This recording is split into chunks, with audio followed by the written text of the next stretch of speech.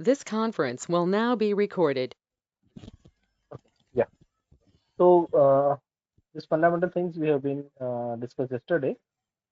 Today, let's continue further from that particular slide about the vulnerabilities that we have been discussed. Let me share the screen.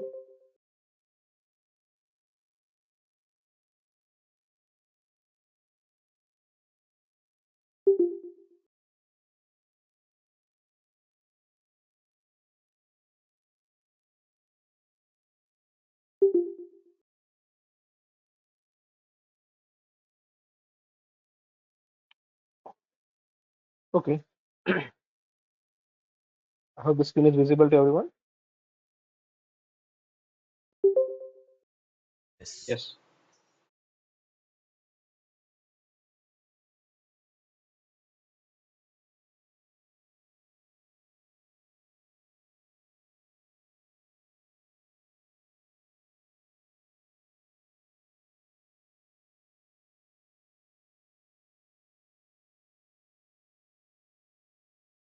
Now, this vulnerability is something that is the weakness that can be used to exploit the asset, right? So already we have discussed this part of vulnerability. Now, examples are like one that is the lack of access control. Okay. What is the meaning of access control?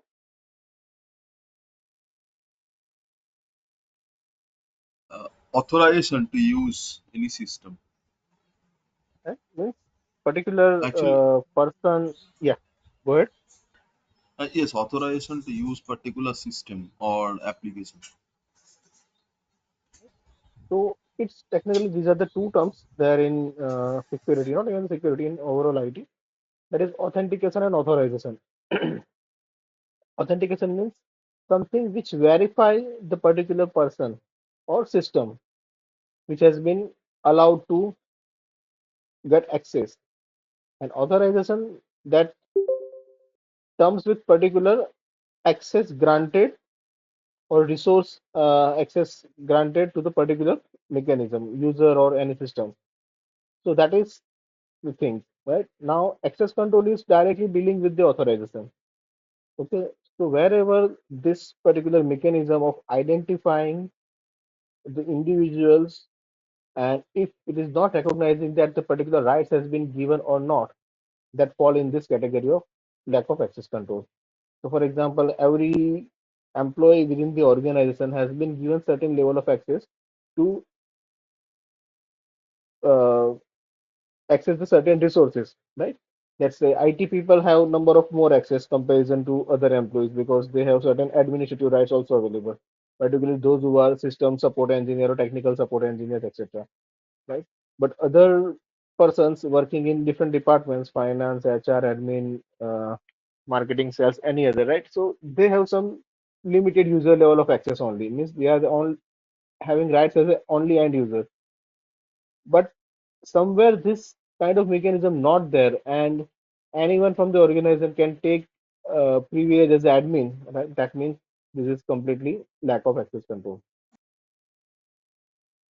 Then poor procedures. Again, this is related with the poor procedures only because of when designing the IT policies or implementations, but they are not considering some real-time scenarios or standard industrial practices or their implementation, so that it can be turned into this poor procedures. Third, that we have already discussed some things about, that is a lack of training, user awareness training, or your infrastructure related information that must be available to each and every individual in the organization. And that is the reason corporates are doing this user awareness training, those who are new joining, right? So for them, the induction training, induction with particular all the departments, how they are functioning, right? So all this information should be available to the person working in the organization, and particularly in terms of the cyber security. So there are the user awareness training programs with updated information, because policies can be changed at certain periods as and when required, right? So it is required to update the employees also, particularly with new updates and new policy rollout, right? If this kind of things are not there, then again it can be a turn to any kind of weaknesses or vulnerability.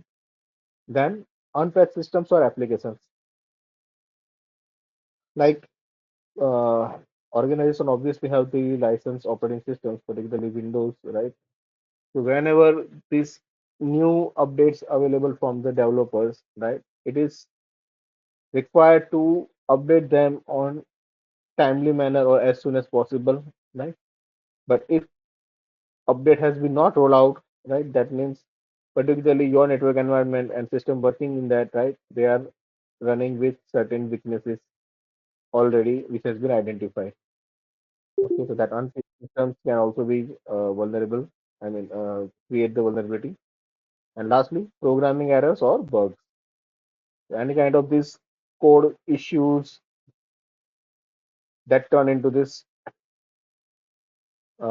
weaknesses, okay, because of some poor coding or programming, which you know uh, can be get exploited. Okay, so that ultimately uh, the reason of having this vulnerable code, right? So these are all uh, typical examples with the vulnerabilities. Here, everyone.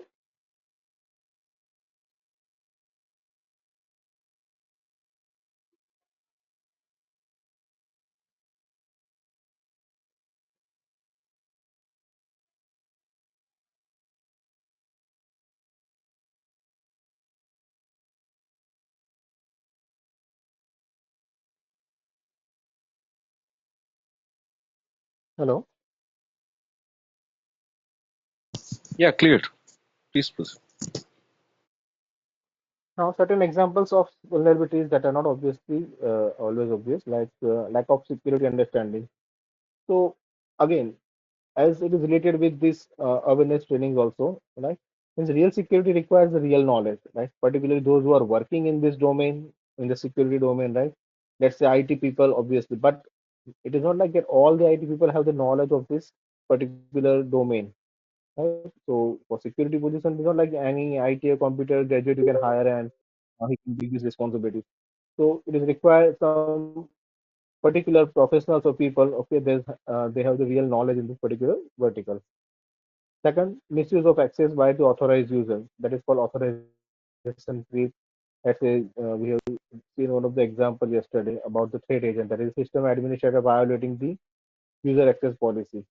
So if someone who has been, granted level of authorization or admin level of access, right, and misusing the particular power, that is falling in this authorization creep. Then concentration of responsibilities, like those who are working in the industries, they might know that their job role has particular scope defined, right, and they have to uh, work within that particular scope only, right? Something out of their scope, they have to escalate further. Means there are the particular duties assigned, right, which can make liabilities of that particular individuals, and it can, make responsibilities or uh, nature of the responsibilities develop particularly. So these are the things. Then not being able to react quickly. Now this is some sort of reality in number of the organizations. Whenever this major breach or something has been happened, so there is you know the lagging, particularly when the response team or procedures, I mean response team can't be able to respond on priority or can't react quickly if something malicious or something suspicious has been identified. So that can be turned into this kind of nature. Then lack of the communication structure. Now, there are a number of organizations working within the companies, right? Even in the IT also, there are various different organizations. Support team is separate, development team is separate, testing team is separate, networking system support team is separate, infrastructure security team is separate, right? But whenever we talk about the overall security for the organization, then this requires a particular communication among with the team, right? They have particular scope, but sometimes if it is the nature that it is not my work, why should I bother about? Security will check this if something has. So here it is. This mutual correlation is required that anything, something identified, it may be immediately to report. And policies are designed particularly that everyone, because see, there is a saying into the security domain that cybersecurity is the responsibility of everyone, right? It is not the only responsibility of particular who are working in this security profile or cybersecurity department, right? But it is the duty of everyone. So if something identified suspicious or if they may receive some mail or anything, right?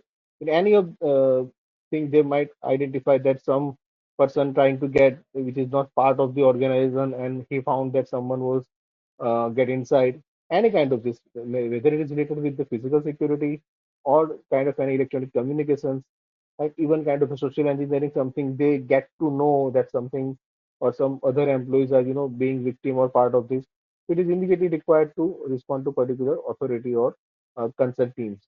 So this communication is all necessary. If there is certain lagging, then again it may be done to the vulnerability. And lastly, that is the lack of ways to detect the fraud.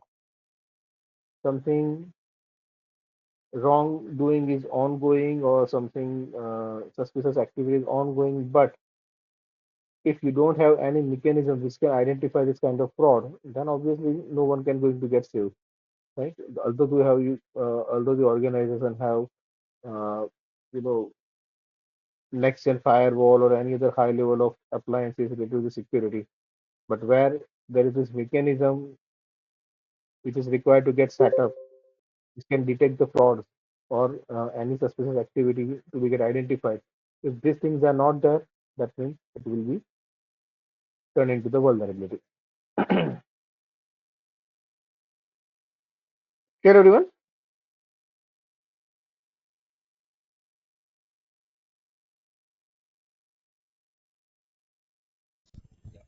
Yeah.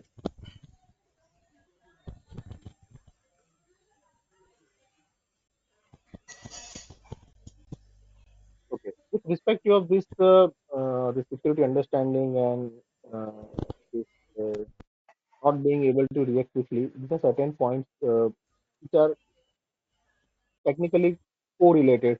Let me give you one example. In year 2017, particularly in May, uh, I was working with the Reliance at time, Reliance Corporate IT Park Limited, and I was affiliated in Ahmedabad, and we are handling entire Gujarat state IT for Reliance Retail because Reliance Retail was the client for our IT team. So that time particularly, I was appearing on another interview also. Uh, that is Ahmedabad. There's another company. So it was the same day when in the morning I have, as per my regular habit, and subscribe with number of these technical news and others. So I got this notification. So in the morning while having the tea, I have gone through this kind of attack is ongoing or reported across the globe. That is the ransomware. Okay, and I think so local newspaper also have printed this. And the same day at 11:30, I had the interview with that other company. So I was visiting that, and interview was, I think, telephonic was done, and second round was directly with the IT manager of that organization, or who is the overall IT head, we can say, not only the manager. It was certain, I think, manufacturing company in apparels and others. So when the interview is ongoing, in between, the MD of the organization has called this IT manager and asking him that there is this. I have heard about that something attack is ongoing. So, is there any issue from our end, or is there any issue in our IT system? And it was during the interview, means interview was going with me. I was there in his cabin, and meanwhile he stopped me that saying, please, sorry, I have to take the call from MD. So I said, okay, no, sir, not an issue. So he has taken the call in between, and he was talking. Okay, and obviously the management is also from the Gujarati people, so he was talking in Gujarati, and I understand this. So he says, MD says that this is something ongoing. Have you know about this? So he was literally surprised. What, sir? What? So he says ransomware attack. Then he says ransomware. No, so let me check this. Okay, so he says, so there is a major breach ongoing about. No, sir, we have the good firewall, not an issue. But still, I will check. So this is something, being a IT manager or something. I don't know. I can blame that he must be, updated with all the things at a time. But when you are on this, responsible position, heading the entire IT division, and you don't have any particular this knowledge that something is ongoing in your domain, right? So just assume that what will be the reaction taken, because I was ongoing with the interview as well by that time. Okay, and after that I have been left, right? So he simply believing that we are safe with the firewall. That is the reaction. Okay, so, and that's not only the single guy. There are many people because of IT manager. Uh, I assume that he might be get this position based on years of experience. Obviously, he might have given lots of years to that particular organization. Okay, as of his uh, communications and others, and some sort of this behavior and others, I got this, he getting the promotion over the years, right? And at after certain years he has been there in this position. Okay, but it is not that he has all the knowledge of the particular security. The major questions with me, because that is related to IT supports and services and infrastructure particularly. So whatever he asking, that is mainly based on the network and server. So at least it can identify that this guy has the particular level of knowledge in this domain only about the configuration about the servers, set up the network infrastructure as and when required, some further expansion to set up the network systems and everything. So that is one thing. Now another scenario. After finishing that interview, in second half, I have been reached to my Reliance office, 1:30. Okay, and I think the other team members have finished the lunch. Okay, when I have go to my cubicle, and immediately within 2-3 minutes, I got a call from this AVP. He was also sitting in our Gujarat Ahmedabad office, and along with me, because another guy who was the manager position, he has some heart issues that time, so he is on leave for the month almost. He has been going to the surgery for the heart, I think so. So number of scope of his also I am going to see. So me along with 2-3 other staff members, okay, have been called upon, and we entered the particular AVP cabin. So very first thing that he has asked that, do you guys know what is this ransomware? Because this information has been circulated in Mumbai, that is RCP, Reliance Corporate Park team, right? And as per my nature, because I have morning heard read about the things and what is the nature of this malware and others. So I explained that, sir, this is something related with this. Okay, and the reaction was, okay, so I'm expecting that now it's a critical time, and there is a con call for Pan India has been arranged. Okay, so we all have to attend at 2 p.m. Take all the inputs, ready with the information about our infrastructure and the things how we can be able to roll out the guidelines which has been came from the head office, right? So at 2 p.m. the Hello, call has sir. been arranged. By evening, sorry, Sir, may I, sir? hello, Hello, sir. Is it today 2 p.m., sir? today? Sir, just you have been told that today 2 p.m. they will have a session. So this is today 2 p.m. or somewhere other day. No, no, no. I am just giving the example about this particular Okay, okay, scenario in real time when we face this ransomware. I am just discussing these things in the okay, corporate okay, how sir. the Okay. things have been, right? Sorry, sir. I could not get you. Sorry, I could not get Okay, you, okay. sir. No, Okay, no, sir. no, no, not an issue. So that particular meeting, okay, we have been informed that identify the critical resources particularly. So as we are supporting to Reliance Retail, right? So all the billing machines, right, which are called as a POS machine, point of sale, all the billing counters machines. So they are directly connected with the server, centralized server, right? So and they are 24/7 with the internet. Means only after night 11 and till morning 7, the systems are down. Otherwise, morning 7, the billing has been started in various retail domain. So all the state has to be ready with all the particular counts of the systems, local server they have, and all this information, right? And the input has been given from the head office team that at by 6 or 6:30 there will be another call. You might be going to get the particular updates about this from Microsoft Teams, and that we require to roll out to all the assets, right? Now just assume the assets count, okay? Because in Gujarat we have the particular assets counts more than 1200 to 1300, okay? And these are the particular assets which require to get patched on priority, right? So here is the organizational nature, that how quickly people can going to get react on to cope up the situations, okay? Because Reliance had, although all the infrastructure available, well equipped firewalls and security operations center, everything is there, but still they are not just relying that we have the firewall or we have this properly security implemented, right? Something is ongoing, it is required to evaluate whether somewhere we are lagging with this or not, right? So this is the scenario. I hope you guys can be able to relate this situations somewhere in the real time also in the organizations.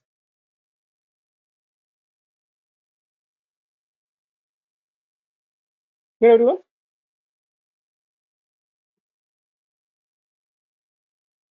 Yeah. Yeah. And even after, because it took around 2 to 3 days, particularly to complete all these operations. And there is a dedicated dashboard created for that on immediate. And thrice in a day, we have to update the asset count which has been updated or which has been patched. So we have to because I was allocated. I mean, my name has been given from the Gujarat state, who is handling this entire rollout of updation. Right, so I have to update thrice in a day for all these accounts. And surprisingly, in the head office also there is a team available over the night also in various shifts. But people are always there in case of any support required, and we call upon that number. People are there to attend and respond.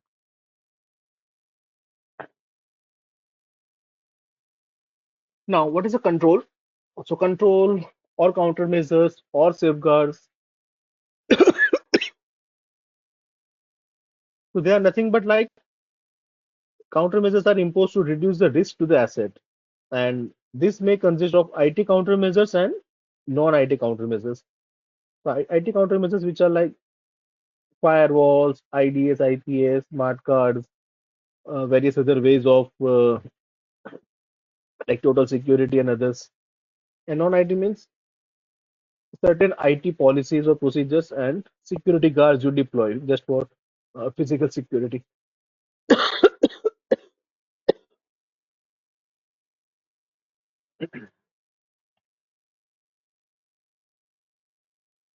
Number of companies, okay, they have certain strict IT policies, right?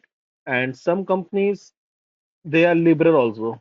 Let's say many organizations you might found that they can't allow employees to access social media or any other, some download related sites like movies download, music download, and others, right?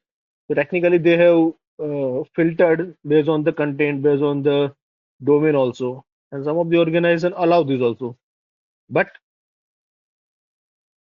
it mentions that during office hours, you can't access social media and others. So there is no restrictions, but it is simply a one-line policy which has been mentioned. If someone identified violating this, then obviously it can be get detected, right? So it is not like that always the physical infrastructure can only restrict, but the strong IT policies, or laws particularly created or compliances has been set up accordingly, and people have signed the agreement which says that if found violating this, okay, immediate termination will be there. Then obviously automatically certain restrictions will be applied because people always be careful then.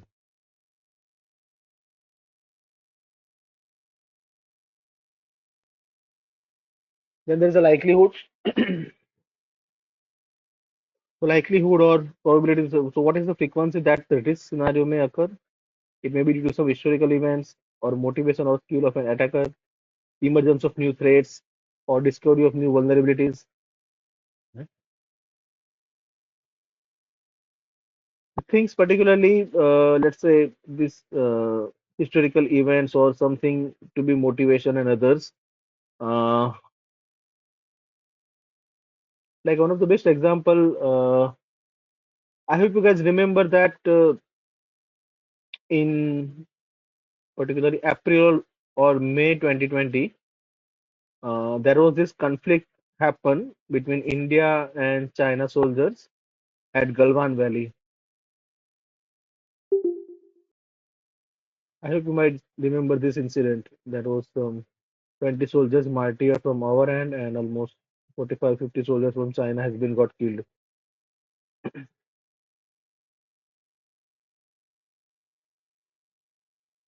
Remember these things? Yes, sir. Heard in the news. Yeah. So after this situation, there are minister level of or uh, commanded post related, means the DIG of army staff and others related of communications ongoing related for this incident. But another war has been started on the internet. That after next or third day, right? It was identifying the number of cyber attacks performed on our Indian government sites, particularly Home Ministry and many others by China attackers. And the same way, Indian cyber army also performed the attacks to the Chinese sites and others. Even after that, there are number of Chinese applications and number of this services has been blocked or it has been restricted in India also. So this is something create the motivation or that like do something from our end. Those who are having the skills, right? So that also create to increase or arise in number of attacks. Okay, emergence of new threats. So that is the ransomware, one of the best example that suddenly something has been came into picture and it is identified that it's a kind of a 0 day where there is no security mechanism available because no antivirus or total security or manufacturer have patch particularly which can counter this malware. And same way any new vulnerability. So these are all where whenever the situation arise, right, then obviously it will be create the impact.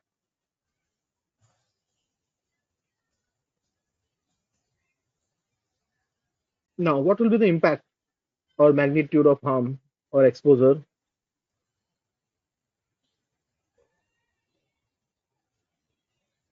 The potential loss to an asset based on the adverse event, which is like it may be the financial impact or reputation or moral confidence and market share. Okay.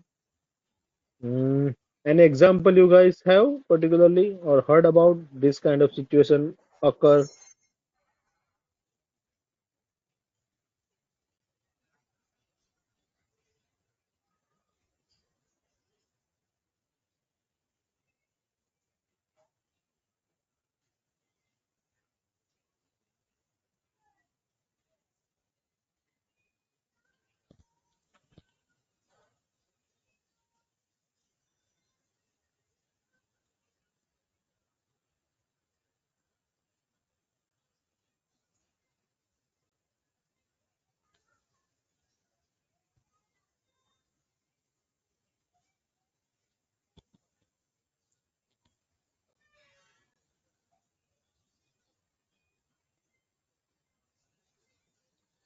Okay. Not as per the attack, but the impact you can understand with the example of.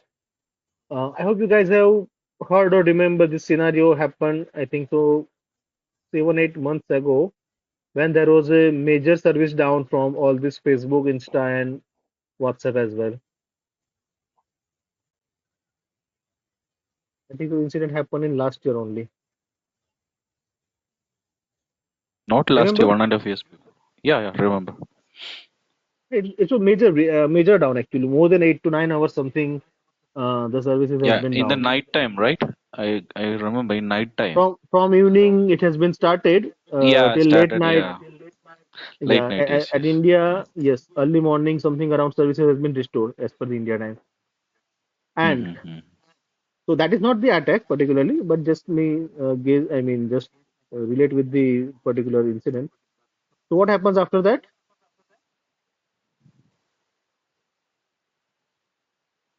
First of all, it was panic created from tweeters and others that these services are hacked or something. Initial some kind of tweets has been generated. That is one thing. Suddenly, the traffic towards the Twitter has been increased. Okay, that is one thing. But the immediate next year after that, the market share of Meta, particularly Facebook, right? It has been get down more than 50-60%. And Mark Zuckerberg, who was the third or fourth richest that time, directly falling to the eighth or ninth position in that particular day, right? Just imagine the scenario that 8 to 9 hours of service down, how much financially impact has been done, right? What was their exact scenario happen? It has not been revealed whether it has been hacked or not.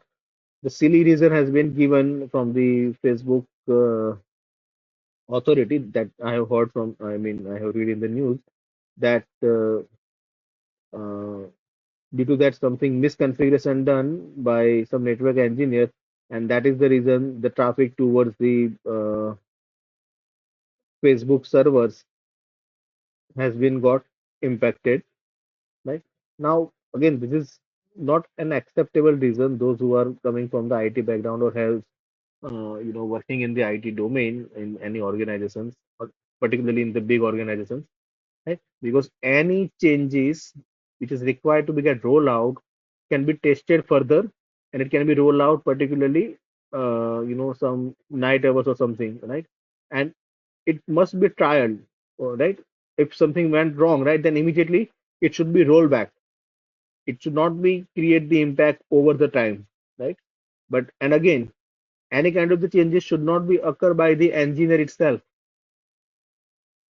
The approval is coming from the change management board in this organization, right? There is a dedicated authority who have completed discussion on this, find if it is required to roll out or doing any change in the infrastructure configurations, right? And when they agree, then and then these things can be get allowed, right? So it is not like that any engineer has done solely and this impact has been there. But still, we have no other way to just uh, consider or believe in their given reason. But this is create the impact on larger scale. Also, particular reputation can be get down because these social media platforms are not charging from the user, right? Their revenue is from allowing the businesses to do social media marketing and something ads to run, right? So obviously those who have particularly paid for that time being because of ads running are particularly on days and hours basis, right? So it can be get also get impacted. People can loss particularly because not one by one they can evaluate, right? So many such things can be get possible with this if services can be get affected, and this is something we can say attack on, not the attack, but it is create the impact on the availability also.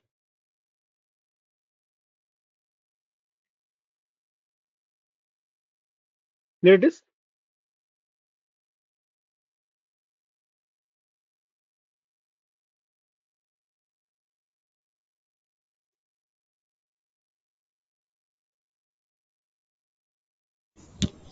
Yeah, clear. Okay.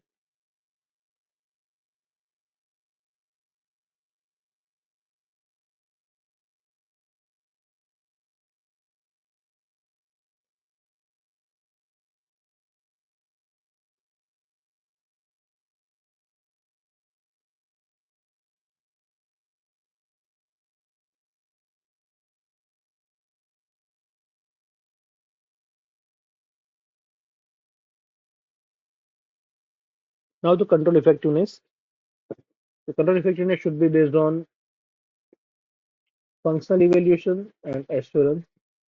The functional evaluation means it is something like proof that the control is working correctly, right? For example, the firewall is blocking and allowing the traffic.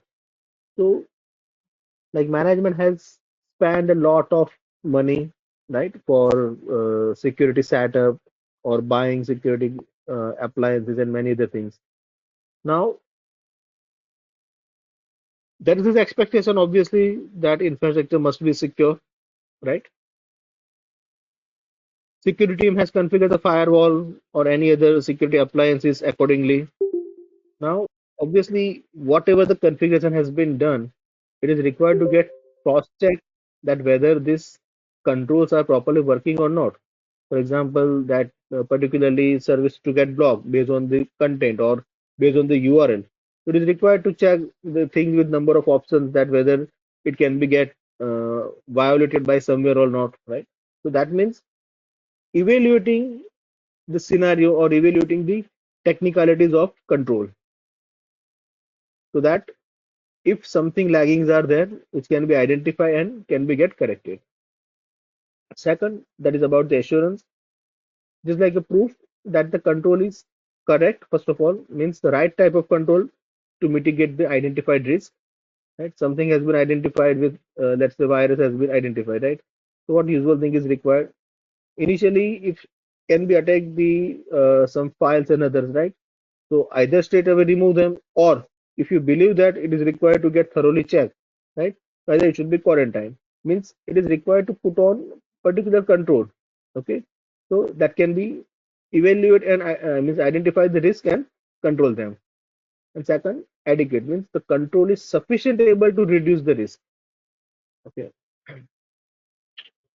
so let's say DOS another scenario, DOS attack or DDoS attack. So infrastructure must be able to handle the traffic or the situation, or you might have this mechanism which can be able to diagnose that any kind of this DOS is ongoing. So this is particularly which can provide the assurance that the infrastructure must be a secure or is getting secure now. So these are all which is point to check the effectiveness of the control has been set up.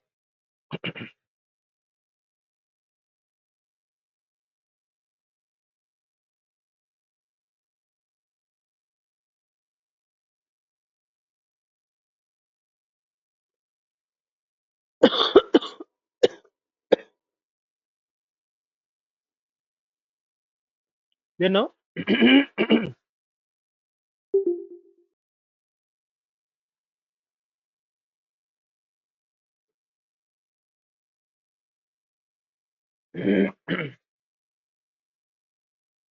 now the risk management. So risk management, which includes the risk assessment, response, and monitoring. Risk assessment we already seen yesterday. Anyone remember the points of the risk assessment or the steps or stages to the risk assessment?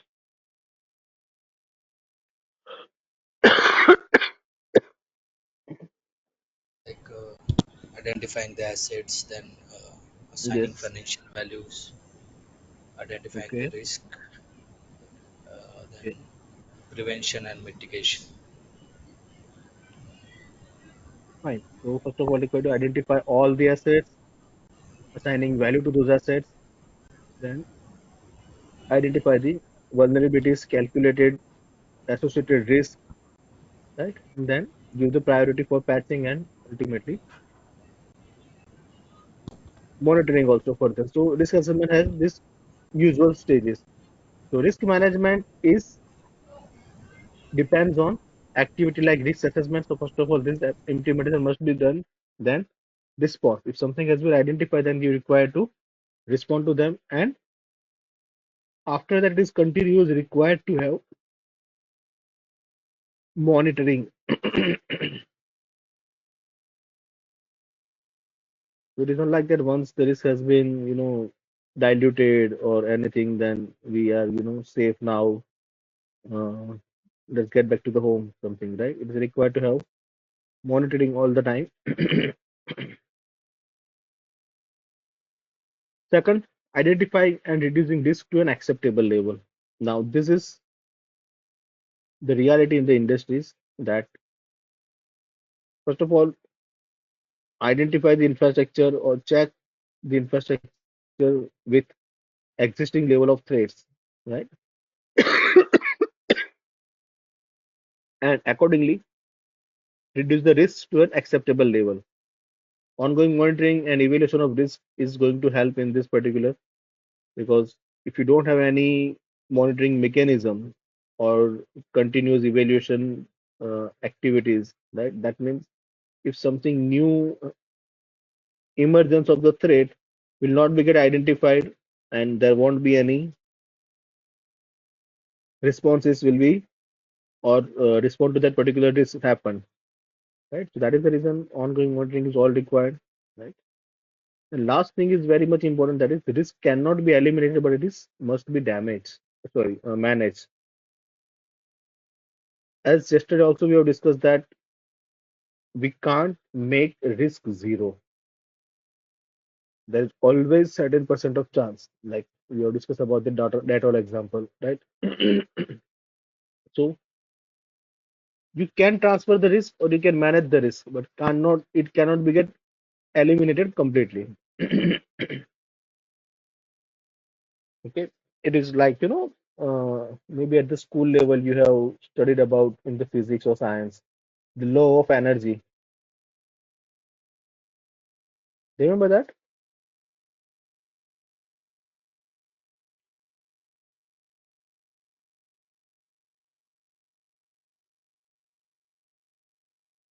That the energy can neither get produced nor can be get destroyed, but it can be transformed from one form to another. So like that risk, we try to mitigate at certain level, or we try to reduce at certain level, but we can't completely destroy that, or we can't completely zero that. Either we can transfer the risk. Transferring the risk means nowadays there is this cyber security insurance also available, right? So that means they are transferring the risk to other, because something financially happen, then insurance will be going to get covered their financial loss.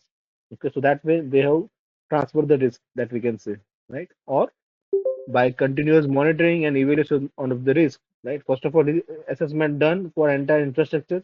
After that, this continuous practices can always make organizations to be get ready on any kind of the further attacks or further risks.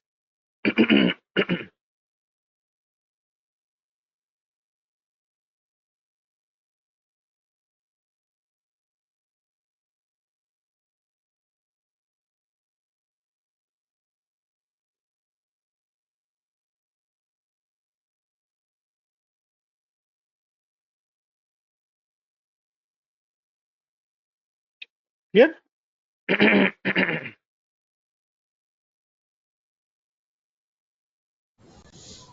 Yep, good to go.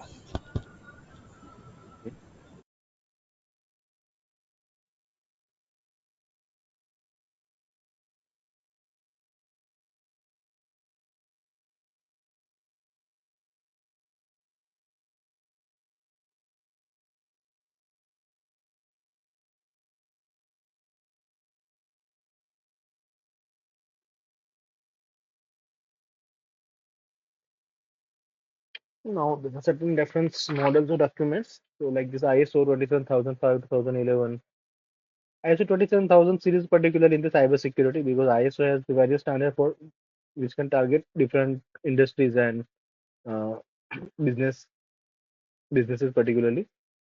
Then ISO 31000, NIST 830, 839, 800 is also there, and COVID, Control Objective of Information Technology. So that is UK based standard.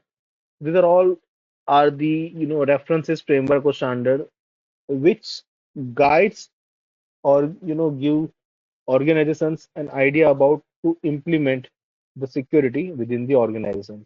So either of this framework or like which is ISMS, Information Security Management Services or system, so that they can adopt and implement within the organizations. So this particular frameworks are giving certain guidelines. So industries, if they found suitable for their needs, right, they can adopt particular standards. Like there is this short this diagram has been produced here about the NIST. You guys know about the NIST? Anyone has heard about this?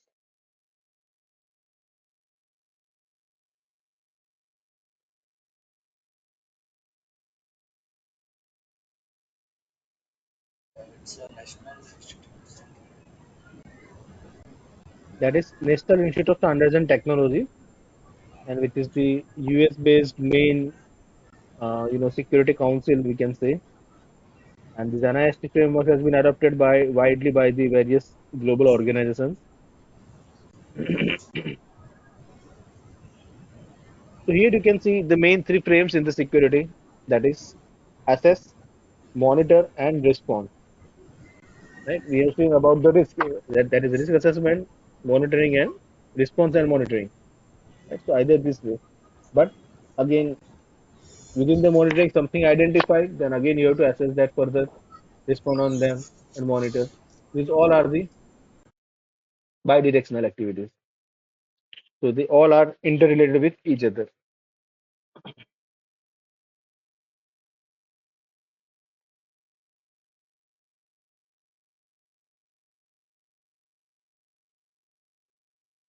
Now, what is the purpose of risk management?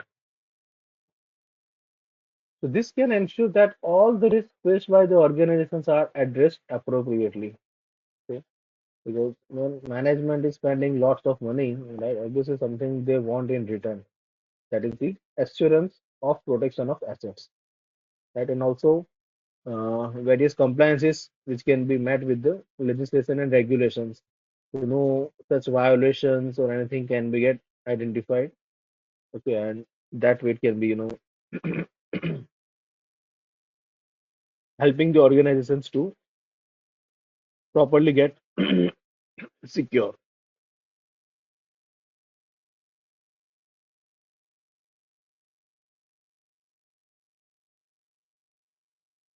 Another approach is called the risk appetite. What is the meaning of appetite?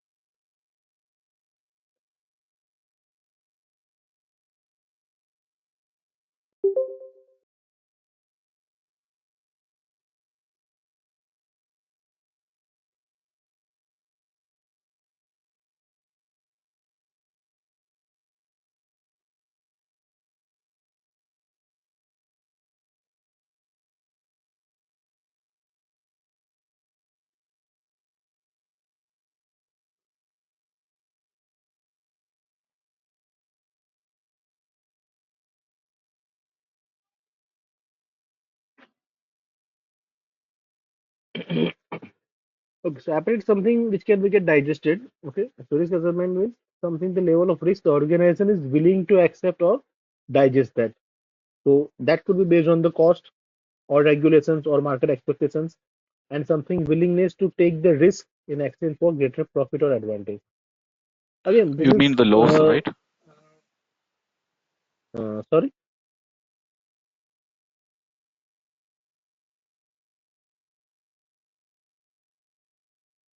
can you please repeat?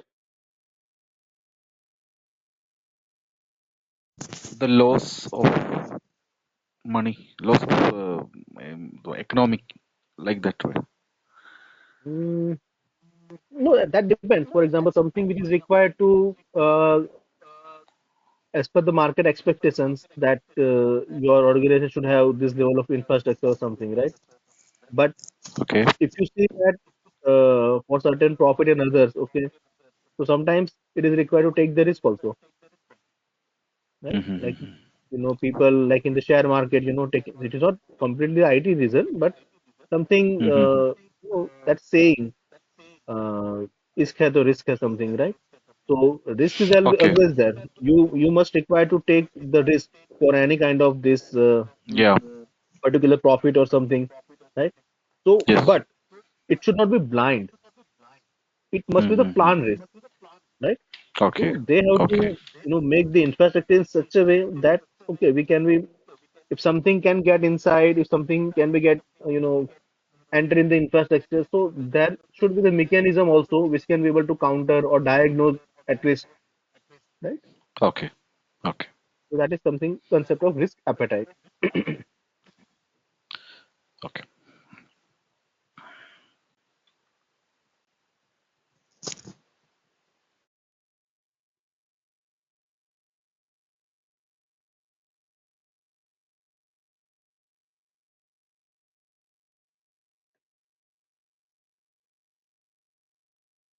Now, about the methodologies, so there are various methodologies there in the cybersecurity domain, like this particularly security framework others we have seen. Okay, the same way there are certain methodologies also available. It has been also adapted by the uh, various organizations in the world.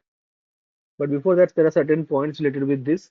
First of all, always keep in mind that we do not have a real standard for penetration testing. So there is no any particular thing that only this is the standard that you require to follow. Okay, that is one thing. Second, not all the frameworks are real frameworks. They are just kind of a guideline. So it is up to you, or it is up to the industry requirement whether it can satisfy their needs. They can adopt that, or else they can modify also. Same way, not all the methodologies are the real methodologies. Okay, there are we'll see the name of these methodologies, but we can't say this is the only methodology which can be adopted. Okay, there are certain options available, or most of the organizations can create their own processes also. But the ultimate goal is to make the infrastructure secure, either by adopting any framework or methodologies, or either by the organization create their own processes to make sure their infrastructure is going to get secure by deploying certain policies and procedures or IT compliances creation, any kind of the way they can develop as per their need. That is also acceptable. Ultimately, it is just to make sure their organization assets should must be secure. That's just a minute. Let me power on.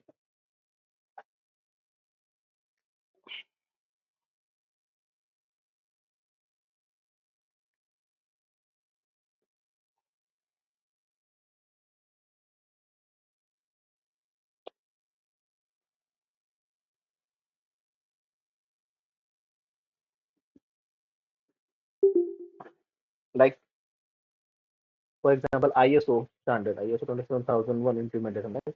So there are a number of things that in the guidelines mention that infrastructure must have like this, that, and many other things, right? But a small organization, let's say some small development company, IT company, or some other manufacturer company, they have let's say 50 to 100, or let's say maximum by 150 or 200 computers and other resources. So they can't adopt this. It will be much costlier for them, right? So they can develop the solutions accordingly to their need, right? And they're also sufficient enough for their infrastructure to get secure. So it is not always that if you are not following the standard, then it is you can't survive into the security domain. It's not any kind of this mandatory thing.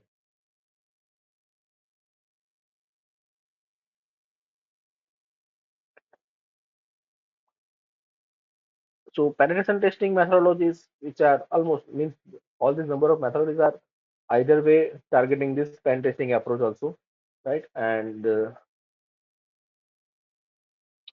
CPT, that is actually a certificate program, that is Certified Penetration Testing Engineer by Mile2, which is uh, course designed particularly in the form of execution with standard practices. That is, I think, so following the PTES standard, penetration testing execution standard.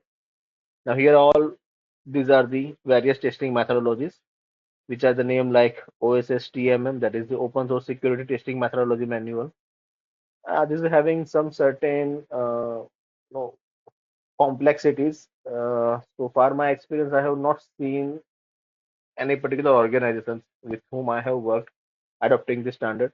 But yeah, many organizations I have seen that adopting this NIST standards. Financial institutions have this Federal Financial uh, Examination Council, that is FFI, adopted.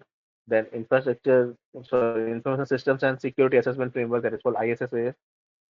PTES has been widely adopted by various organizations, that is called Penetration Testing Execution Standard. And for application security domain, the OWASP, that is the Open Web Application Security Project, and their top 10 phase particularly, which is renowned in the industry. So OWASP top 10 concept and OWASP testing guide. So these are all particularly known standard for penetration testing purposes.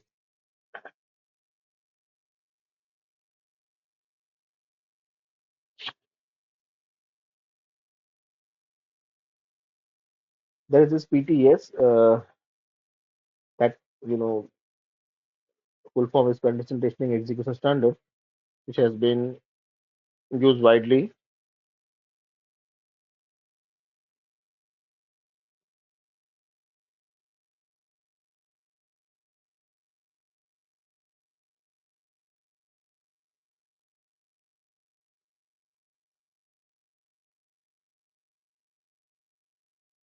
So the flow will be like this. First of all, that is called pre-engagement interactions. Then it comes about the intelligence gathering, threat modeling, vulnerability analysis, exploitation, post-exploration, and reporting.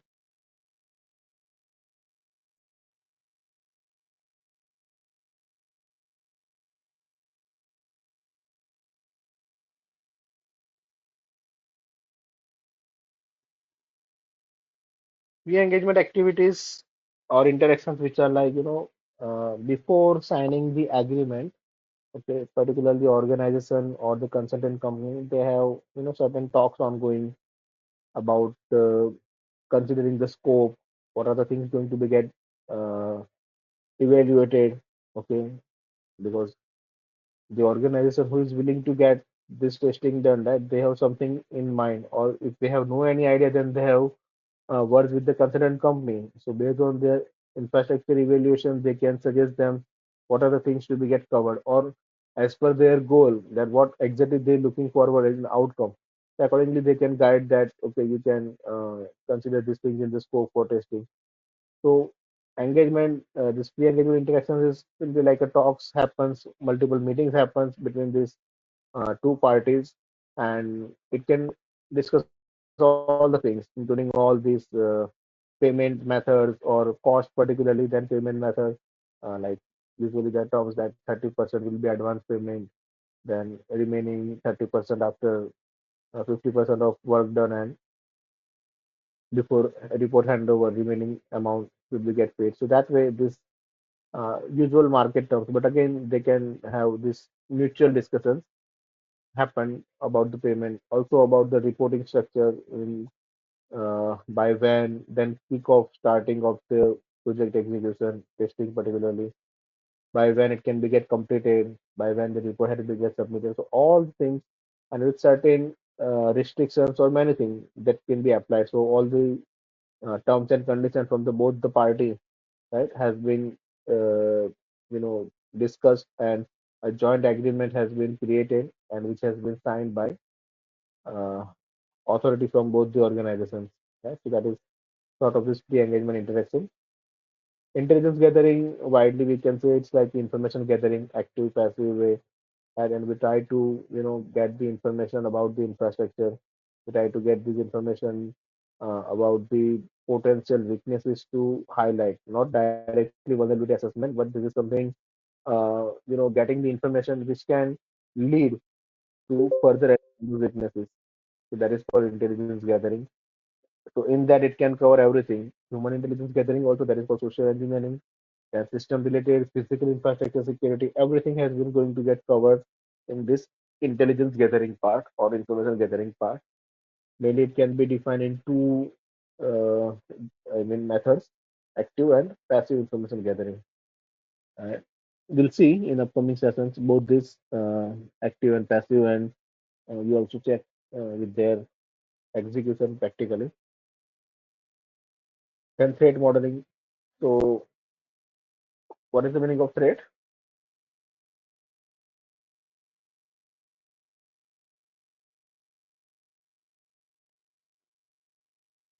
Anything that can take advantage of vulnerabilities, Right? It exploit the can vulnerability. expose the vulnerability, right? So that is the threat.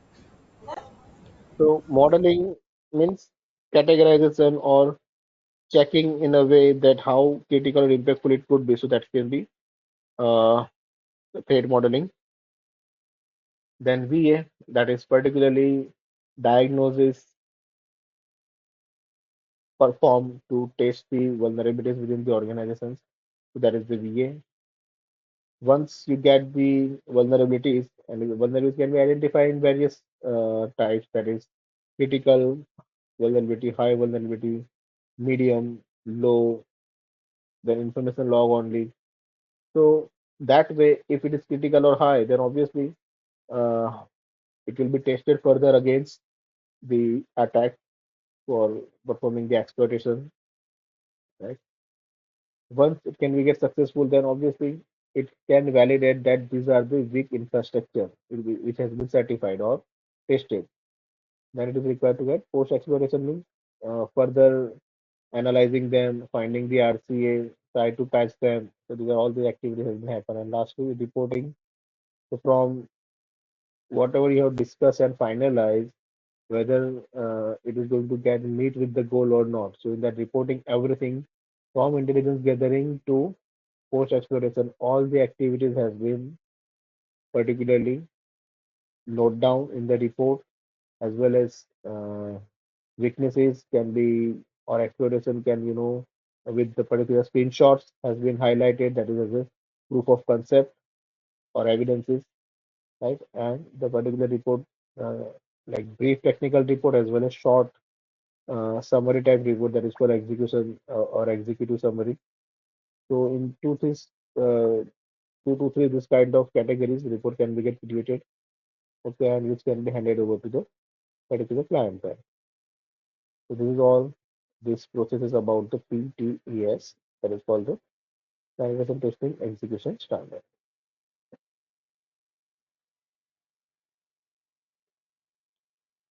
Here it is.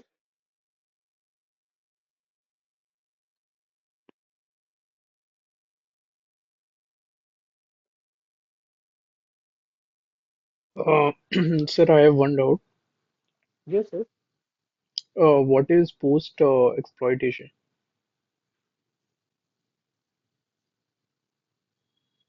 I mean, Post once the exploitation.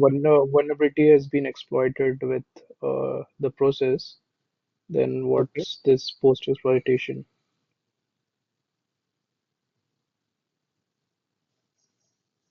For example, weaknesses has been identified, right? Mhm. Now you have checked for the known exploits, done the exploitation, right? Post exploitation means something which has been exploited. We check further. Okay, means if I can give you with the example, uh, when we perform in the practical, for example, there is a backdoor we are going to check. So there is particular version of FTP in Metasploitable which can be considered as a backdoor attack or vulnerable with the backdoor. So whenever we perform the attack, we see that our exploits going to give us some shell, means a terminal from that particular target machine. So after this successful attack done, right, we get the session that remote access from that particular target. So this can be either standard cell or it can be meter Peter cell. It will be there during the study. We'll see.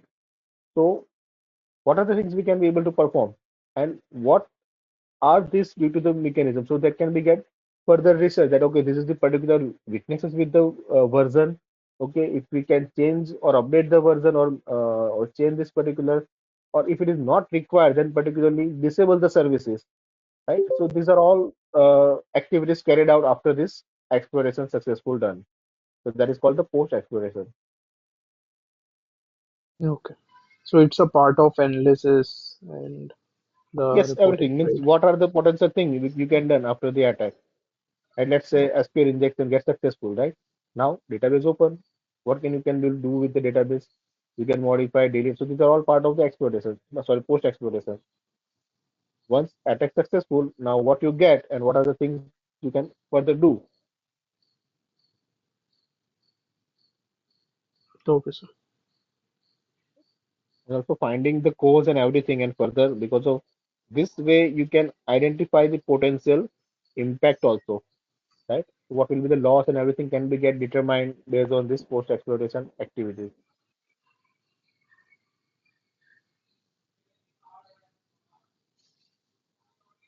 Okay, sir. Clear everyone? Yes. Yeah, clear. Now, this methodology for penetration testing. The very first thing that is about the footprinting. Like we have discussed here that intelligence gathering. In that I have says that there are mainly two parts in this, active and passive, right? So passive means something without touching the target, we are looking for the information. So this is simply like the footprinting, means finding the information from the various public domain resources. Means we are going to check about the footprints about the target, right? So gathering as much as possible information from the public available domain, that is from ARIN, IANA, right? And the various websites and tools. Have you guys heard about this ARIN or IANA something before?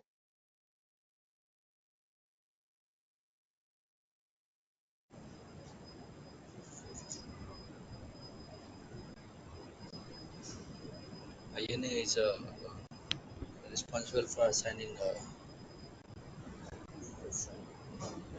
It's There is automatic Internet Assigned feed. Number Authority, right? So all these Yeah, IT domain controls I are there with this organization.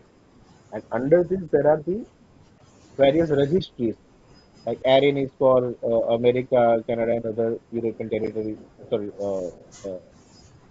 Latin American territories. APNIC, Asia Pacific, so India and other Oceania countries are falling in this registry.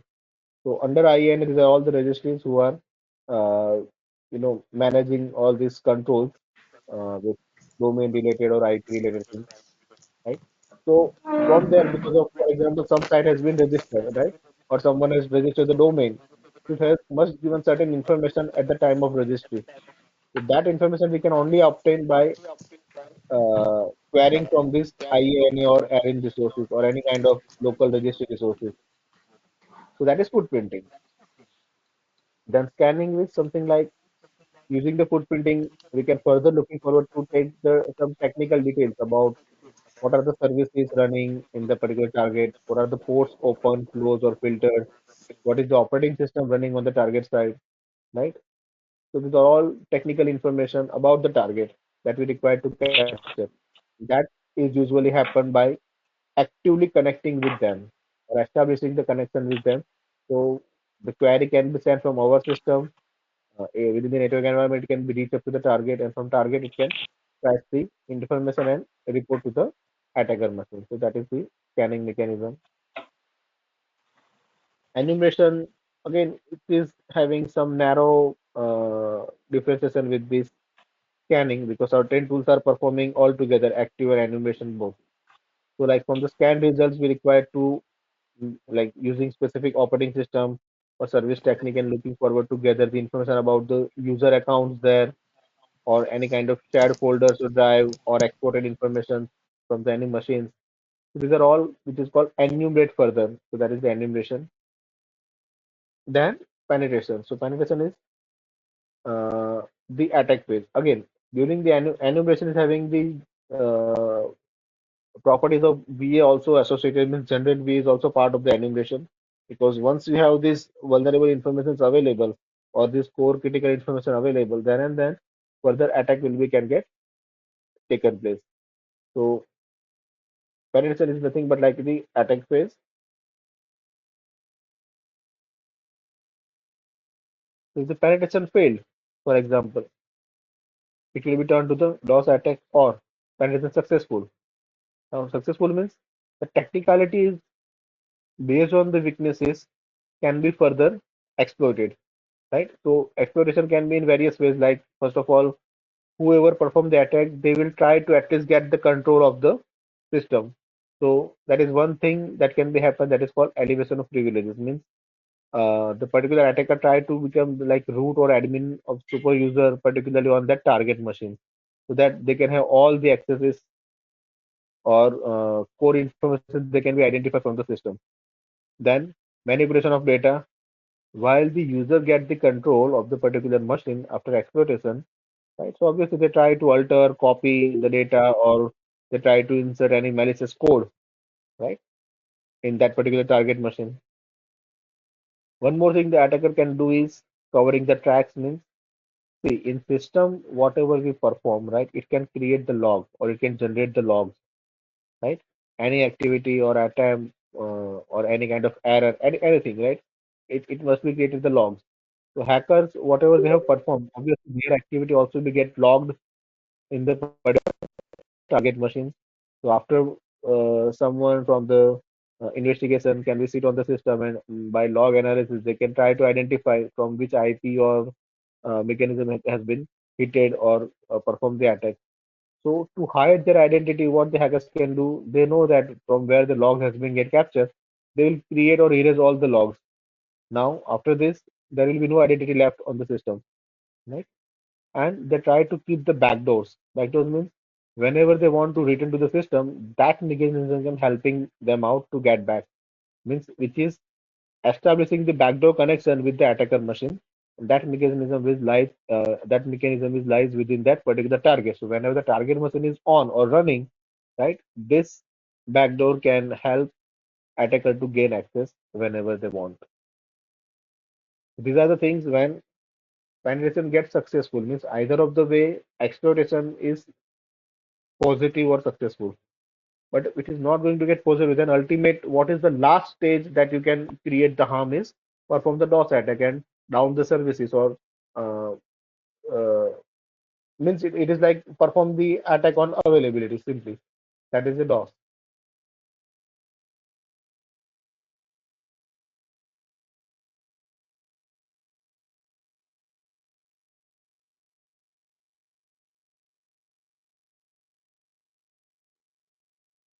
Clear everyone? Mine, could you please explain again? I'm stuck between this penetration failed and penetration successfully. Okay. Penetration fail means you have tried with various ways. That's you try to perform SQL injection, you try to perform process scripting, you try to check with the Metasploit or exploit, right? But it is not going to get successful, let's say. Means there is Okay. enough level of security against countering all these things, right? Ultimate thing what hackers can do is like because of their try number of things, right? So that will be some frustration level that not going to get successful. So DOS is ultimate last way, right? Means Okay. they can try generating the traffic in either of way to just make that resources get down. Right? That is the last thing can we get possible. And again, it's not always going to get in that way because of, for example, if you take the example of Google or Facebook or Microsoft or Amazon, right, the bigger name, right? Okay. So they have particularly this security infrastructure which can diagnose the DOS as well, and stop in between, or it should not get lets to continue. It will immediately block the traffic coming from the attacker machine. So in that, it is not possible. If certain services issue or maybe some major network connection issues, let's say someone has cut down the internet cable taking the traffic from that, right, then and then possible for such big names, right? But performing the DOS or even the DDoS, right, it's not that easy. It can be countered. Just simply can take the example of Google. Worldwide at a time, how many users are using the Google, Millions. right? We can't have imagine the things, right? Yeah. And at a time everyone will be going to get results, effective results for each and every their query. because connections are Yes. continuous. It is not like from the browser only you are accessing. In mobile apps Yeah. also, we are have the Google and we are continually signing up. So our sessions are continue up there. So they have this data center capacity which is capable enough for holding huge number of means crores of number of sessions are going to maintain. So it is not like that someone group of 5, 10, 50, 100 people, right? And hitting that with artificial traffic and try to get down. Not possible. But for end user applications, let's say some sort of university site or right, and there many of these kind of DOS can be get performed because they have sometimes there is no even monitoring mechanism available, right? They have simply believing in that security from the hosting server. That's it. So there this kind of scenario should be get possible.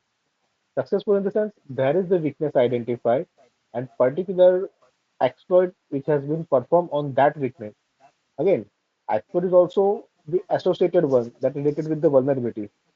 When we find out the weaknesses in particular protocol, right? So that particular category of attack you require to deploy. If you try with some other, right? Obviously, you're not going to get successful. So let's say if you want to breach any system, like in Windows, we'll see how to create the payload. Okay. So, for example, something window user you want to target, right? So, what are the other ways? Like nowadays, the social engineering is one of the major, concern. This helping out the attackers and how smartly they can, make the people get download or install something they want, right? So you can create the exe payload and you can just give it a name like means you require to know the information about the people what they like, right? You can give him that this is the VPN, let's say in Windows based completely free. It will be anonymous. You can do whatever you want. No one can be get to know what you are doing, right? So in that grid, okay, people are going to get download, right? And you have set up like that, it can send you back the reverse connection. So what happens? People will be going to click on that after download, try to install that, and during that time, it will be send back the connection. That means now your system control has been taken by other attacker person remotely, and that can be similar because I am the user, right? So my from my login, I am doing to install something, right? So obviously it has having the administrative privileges. So when the users get this connection, they also have this admin level of privileges. After that, having admin level privilege that can do anything. In practical form, we'll also perform this thing. We'll show you that I have means you can set up the Windows machine in virtual, like Windows 7 or 10. You can create the particular this export and try to insert that. Okay, and then based on that, we can try to perform the attack. So once the system control has been captured, then all the things can be get possible. You can modify, you can cover the track, or even you can put certain setup or remote access Trojan or Trojan you can be able to download, install also. Because now you have the root privileges. You can disable their firewall functionality also, sort of Windows Defender or anything. Getting this? So all these things when your technical weaknesses can be get attacked successfully, then if nothing is going to get happen, then last option we come to at least create some impact on the target side, that is the DOS.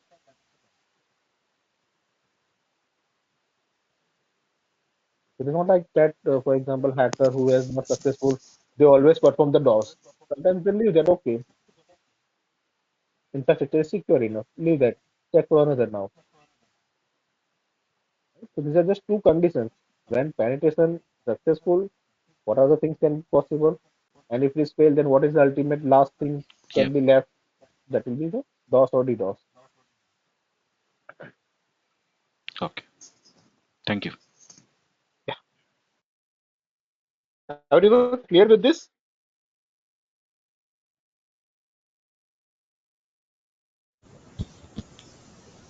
Yeah, I'm clear. Yes. Yeah. Okay.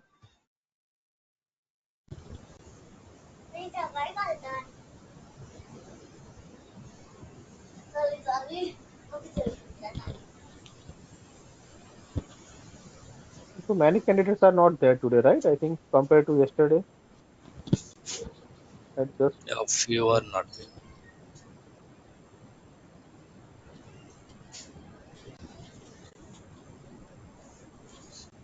Sunday is quite tough, no?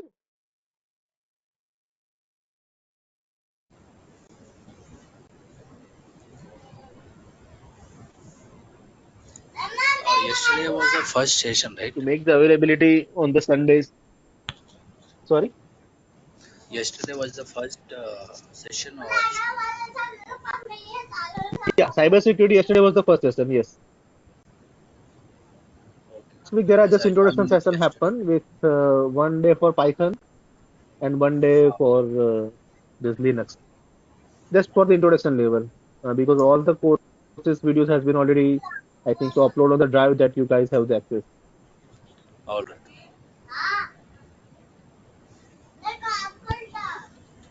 Uh, what is the messages? Mike, Can you get could you the please, CPT? Yeah.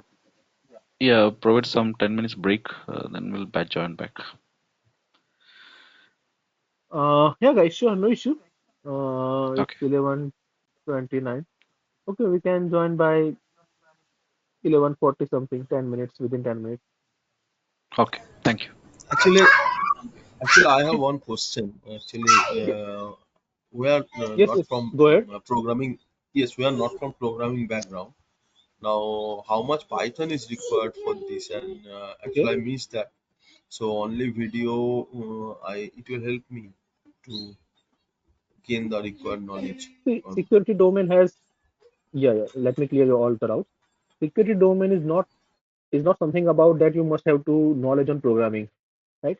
Because there are profiles where you just to evaluate the traffic, analysis them. It may be related with the network and system configurations only. Yeah, application security there is dedicated level where you require to have this programming skills. Again, there are many people working on that. Those who have some basics knowledge. Do not, because you don't require to create anything. You don't require to program anything, right? But something which has the company developers has created, we require to evaluate the things. There are certain automated tools also there. We okay, require to coordinate with the developers that this is the thing I found not suitable as per the global security standards, which you require to get corrected. And that will be the okay, coordination happen. So what are the outcomes? Because the tools can pinpoint the particular area also, particular file, particular even the sometimes it can refer to the code line also, right? So that is the thing. But here they have okay, added this program Python because just to make sure that at least basic level of because level of knowledge about the programming should be there, right? So that is the reason this Python has been added. And yeah, Linux is obviously you have proper knowledge. Although we are going to use the tools from the Linux only, majority open source tools are there, right? So okay, that during the training you will get to know with the Linux also. Yeah. okay. Thank you. Okay, we'll get back at 11:40. Okay.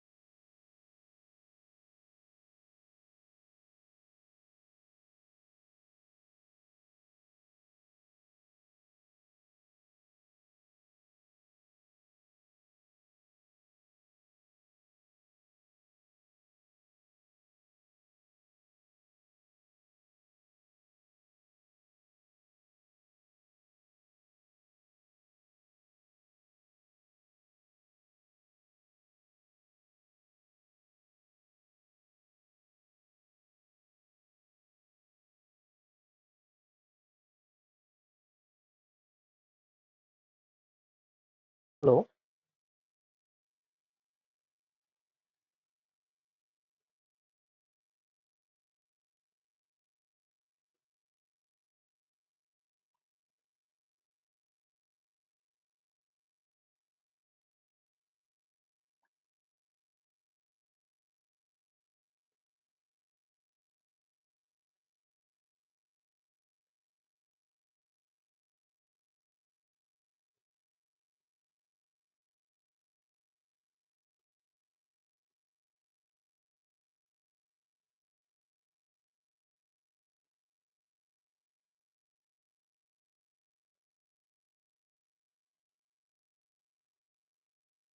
Hello. Is everyone back? Yes, sir. Yes. Others, please respond.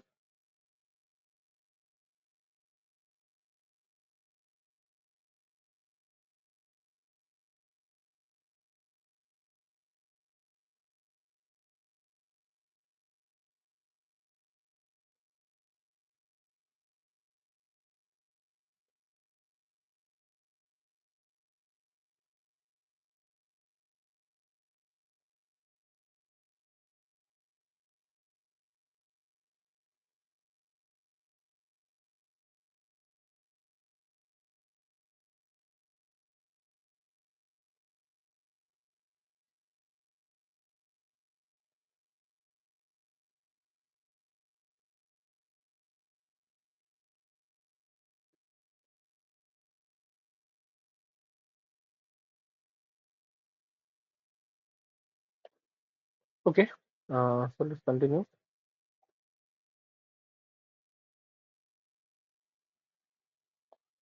So it is about how these things can be get processed. Now, this simple six-step methodology adapted from many sources. So again, it is related with that PTS. The steps are also particular with this. Like pre-engagement activities, we have seen discussed that kind of ongoing discussions within the two parties or two different companies, service provider and service seeker.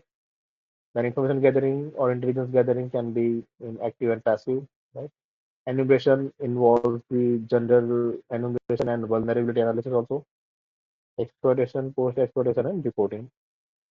In penetration testing profile, reporting is the major skill for the pen testers.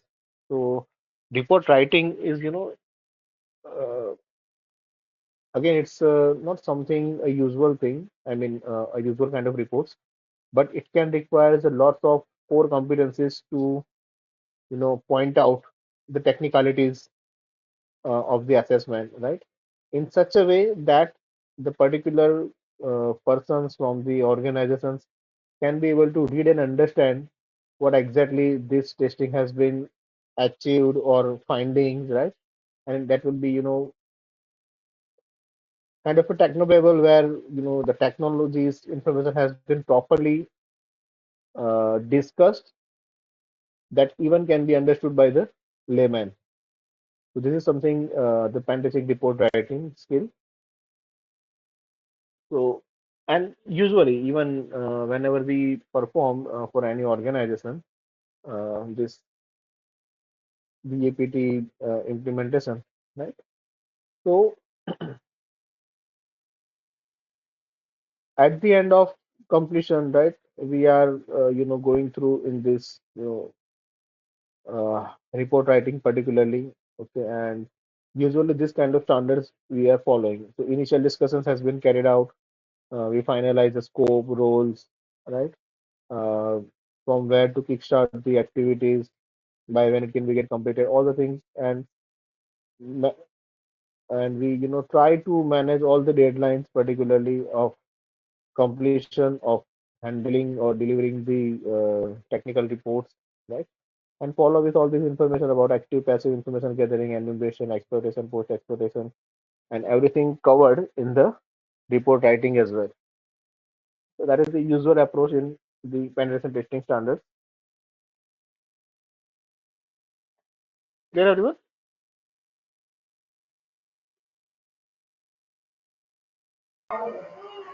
My points all done. Yeah. Yes, So is reconnaissance and enumeration same thing? is Reconnaissance and enumeration is same thing or different?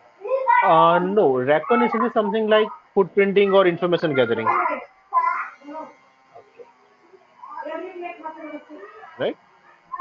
okay, okay. Enumeration is completely different activity. Based on the outcomes from all this information gathering, we try to get much deeper or further in detail going to get the information. That is to further enumerate. Okay. All right. Thank you.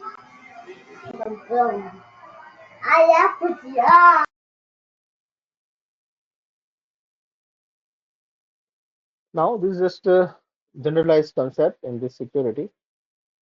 What will be the nature of security tester? Okay, the person should be dynamic means always having the capacity of thinking outside the box, right? And obviously, this is the core skills or core, we can say the uh, characteristics the person should have or ability to think outside the box. Okay.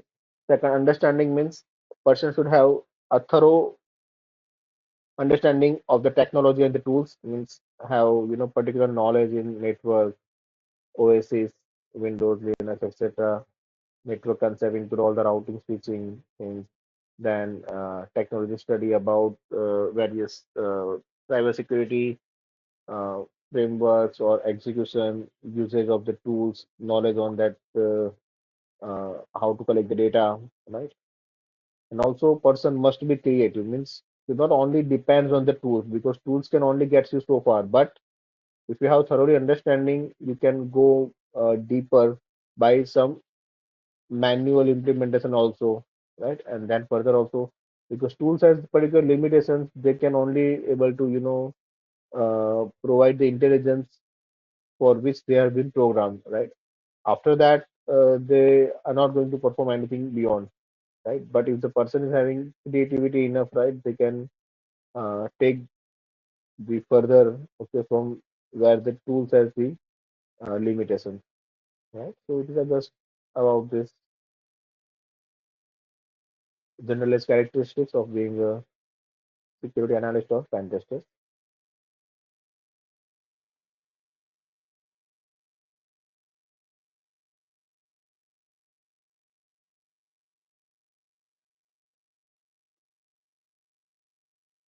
Clear, everyone?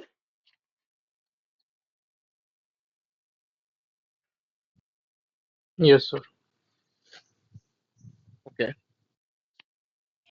Yes.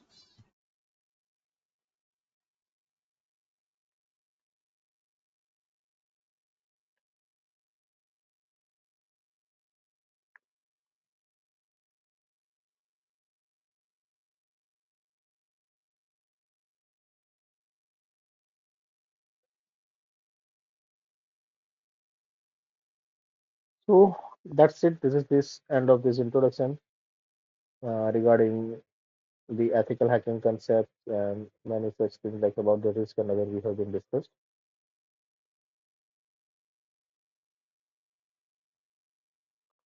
Okay.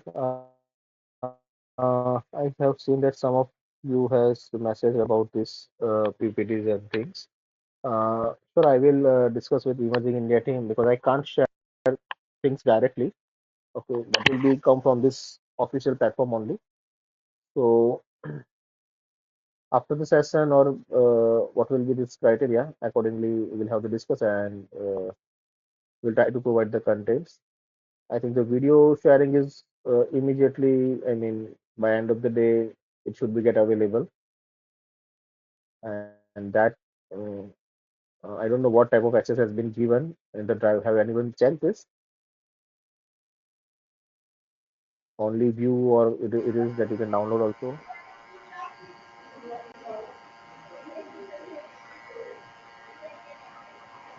Okay, where we can find the video? We can download it, Uh, sir.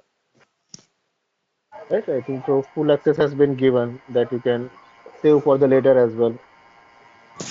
Yeah, we can download in our own drive. Okay, that's fine. Those who have not seen, I think so there is a group. I mean, in the group, this details has been given for this drive.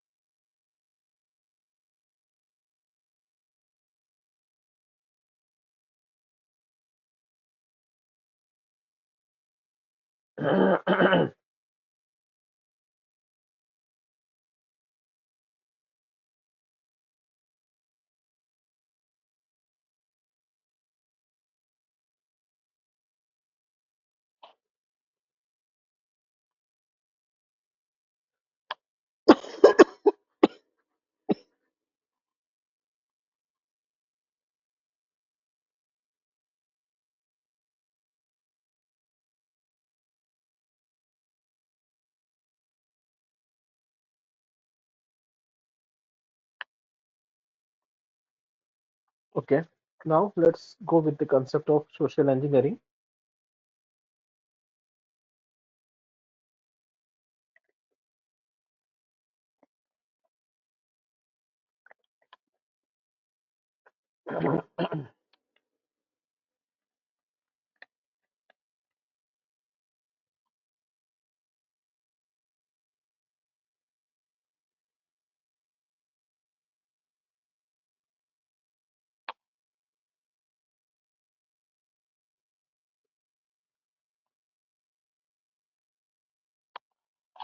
So in this particular, we're going to discuss about the various social engineering types and the phishing scams.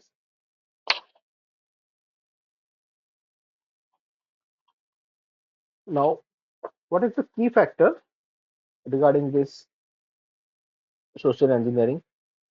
So one of the major reasons that is the vulnerable human behavior, right? Because being a human, we have this nature of trust.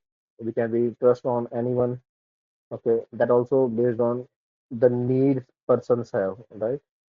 Otherwise, people are also having suspicious mind, right? But somewhere the need or greed is going to get satisfied, and people can be have trust on anyone. That is one thing, human nature of trust. Then unawareness, obviously, when people has not particular knowledge, right?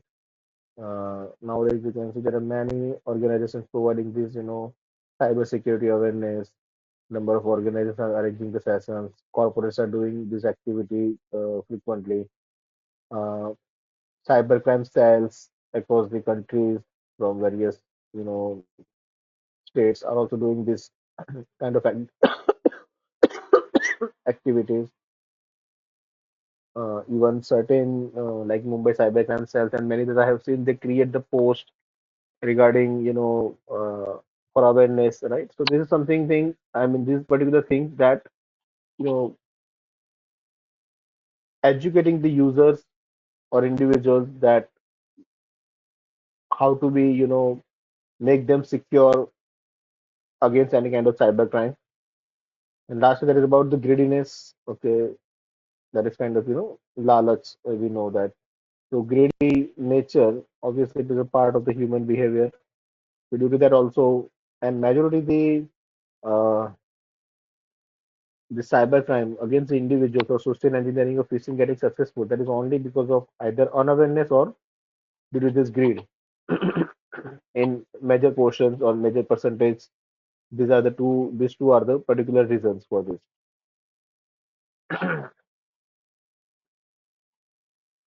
This is particularly based on the individuals. Now, what are the organization level of vulnerabilities?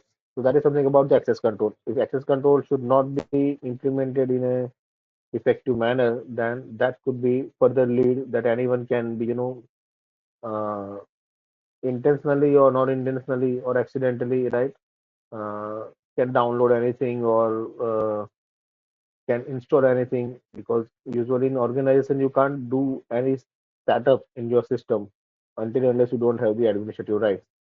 right? So if this kind of mechanism is not there and level of access is available, then anything can be get possible.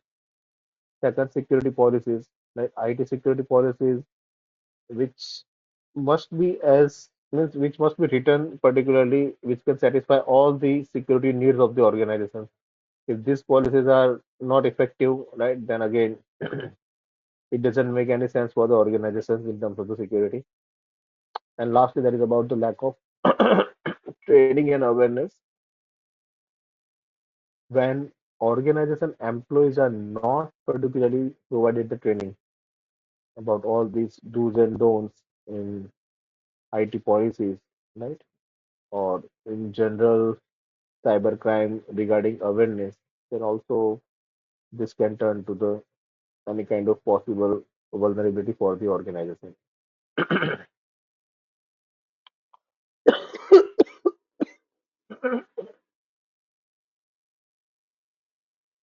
Here, everyone.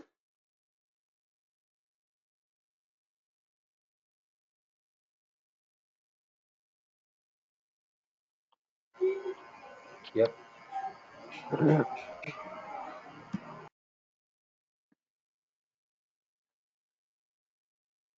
Now, this human-based social engineering. So, I think yesterday we have already discussed some of the points regarding that the web series also that Jamtara, how the people are doing and fooling the people around. So like the phone calls. So on the phone calls, they try to pretend. Just a minute.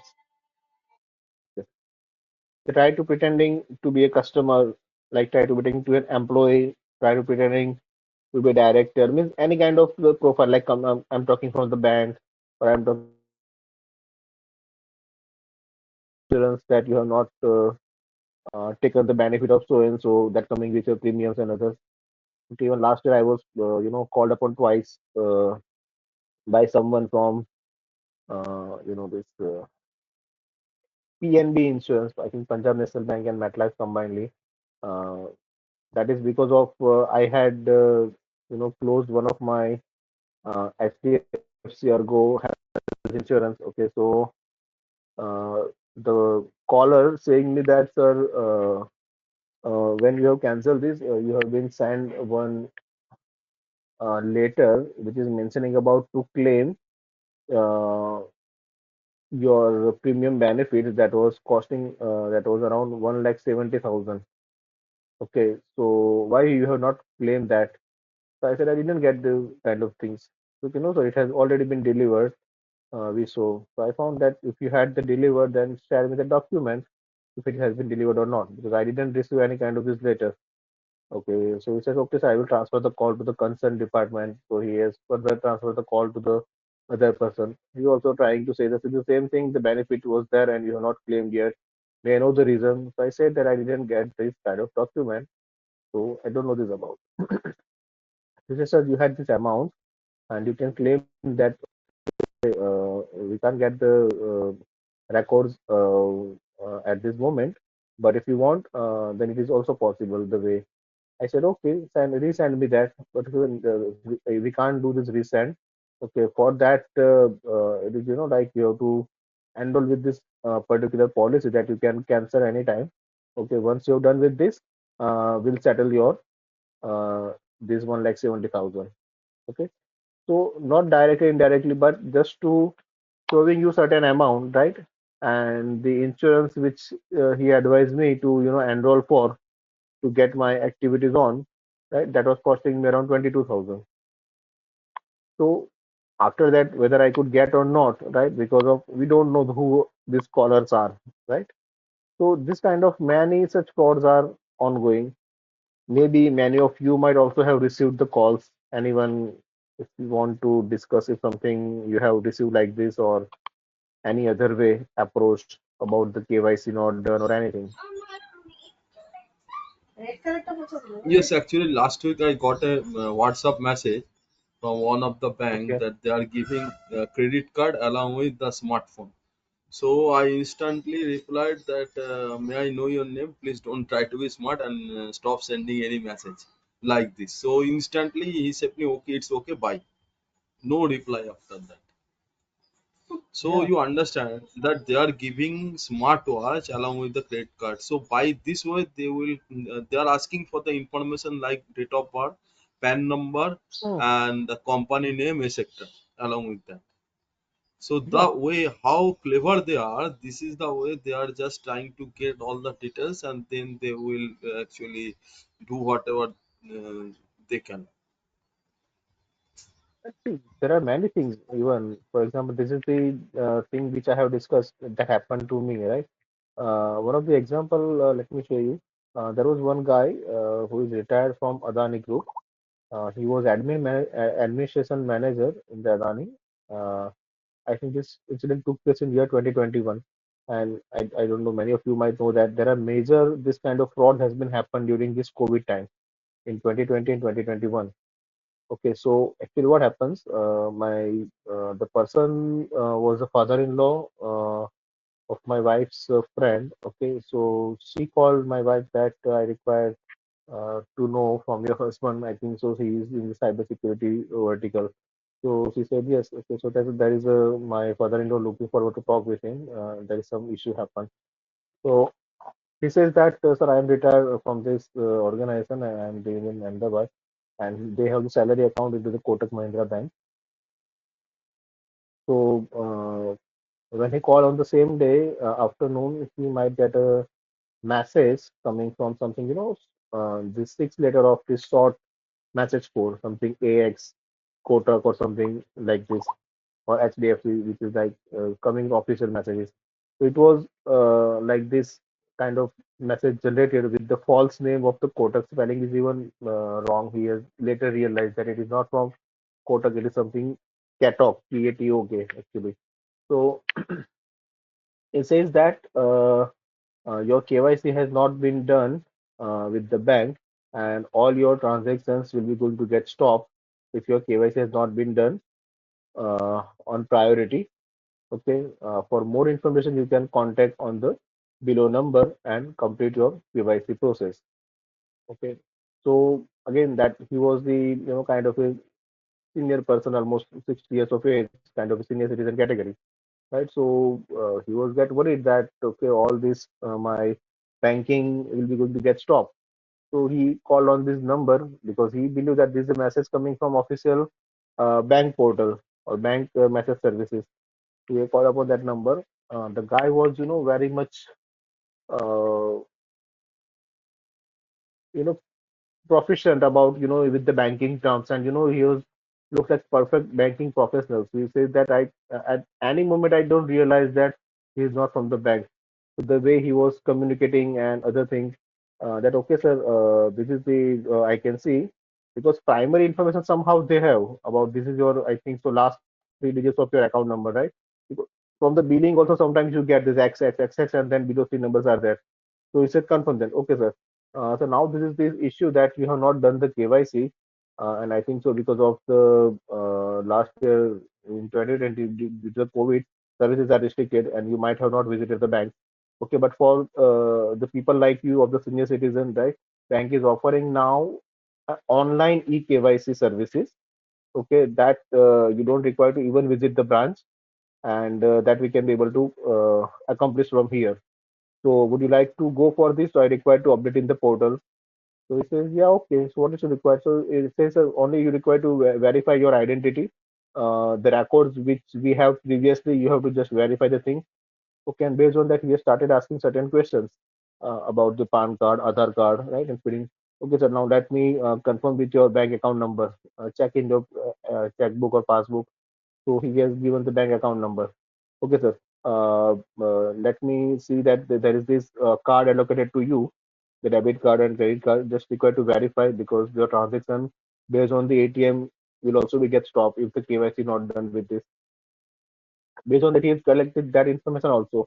Now, to sir, for this activity has been done.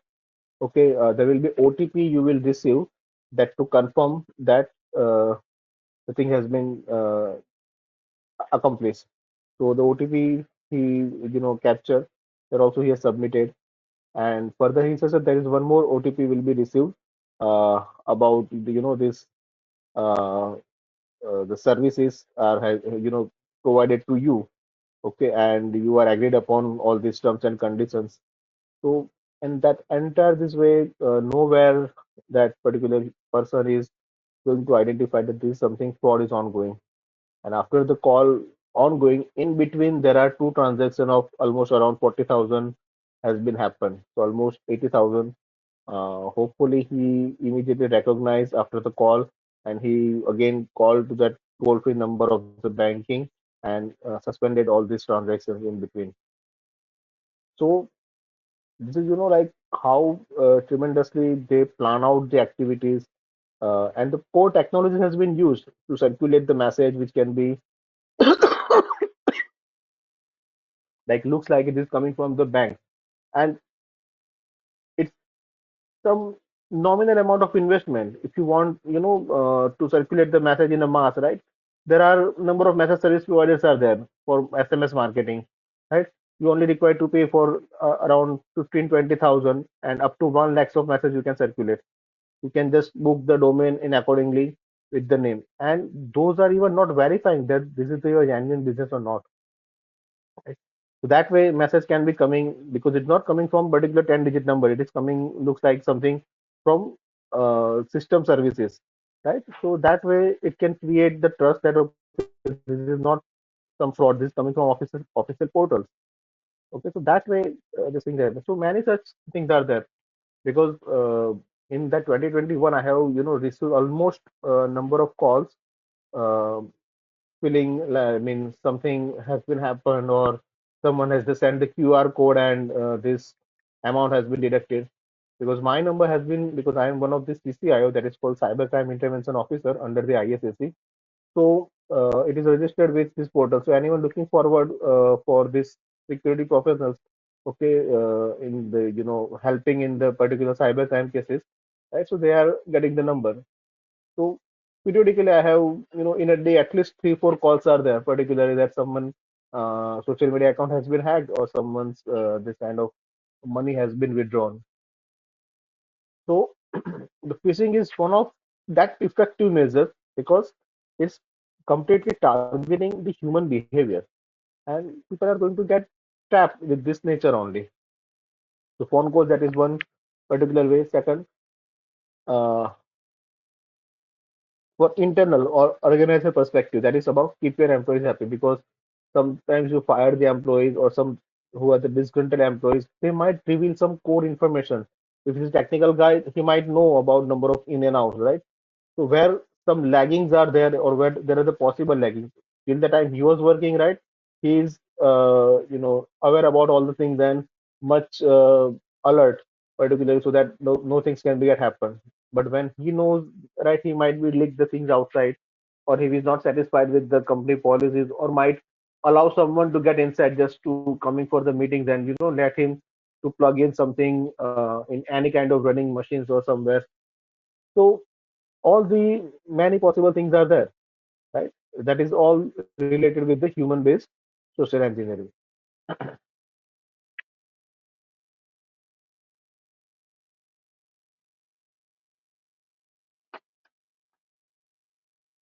There, everyone.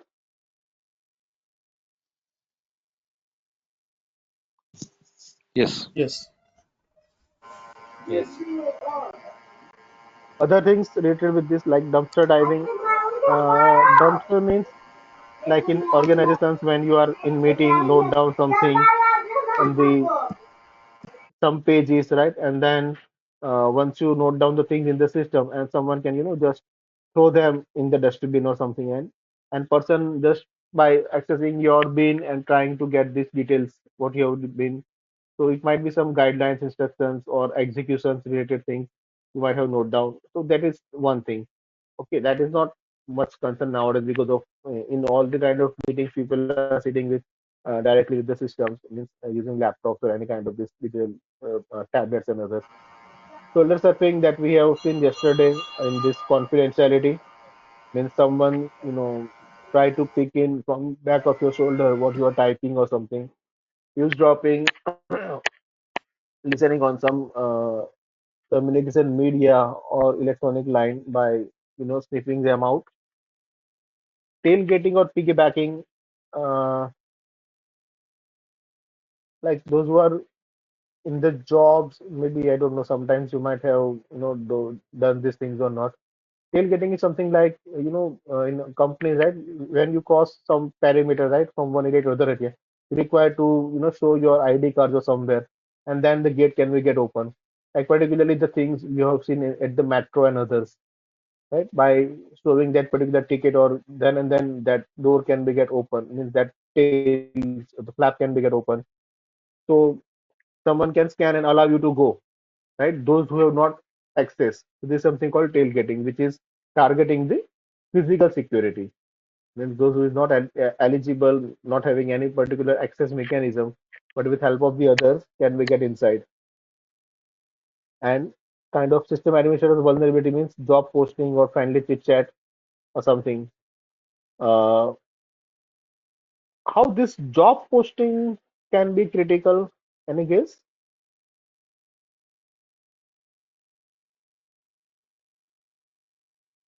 because through that he can take our crucial details like Aadhaar, etc. number.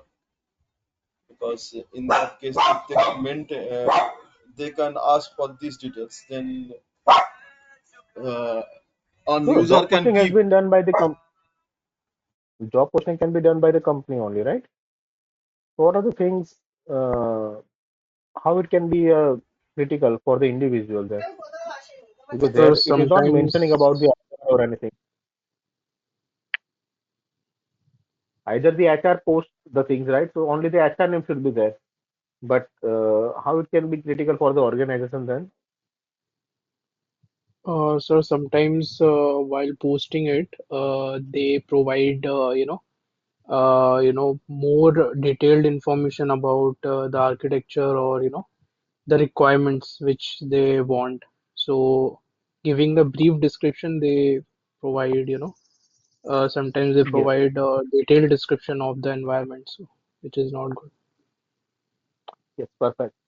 So that is the one main concern in this because of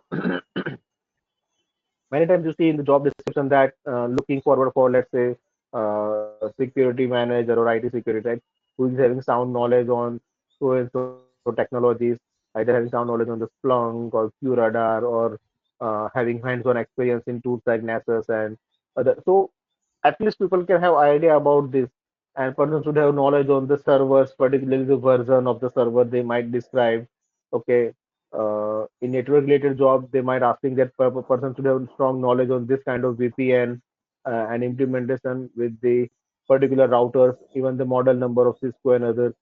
So that way what happens, at least some sort of idea about the infrastructure in use should be captured. So that is something primary information gathering can be done by just analyzing the posting or JD, that is job description.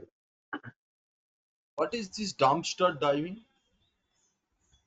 That is Dumpster diving. dumpster diving is something you note down.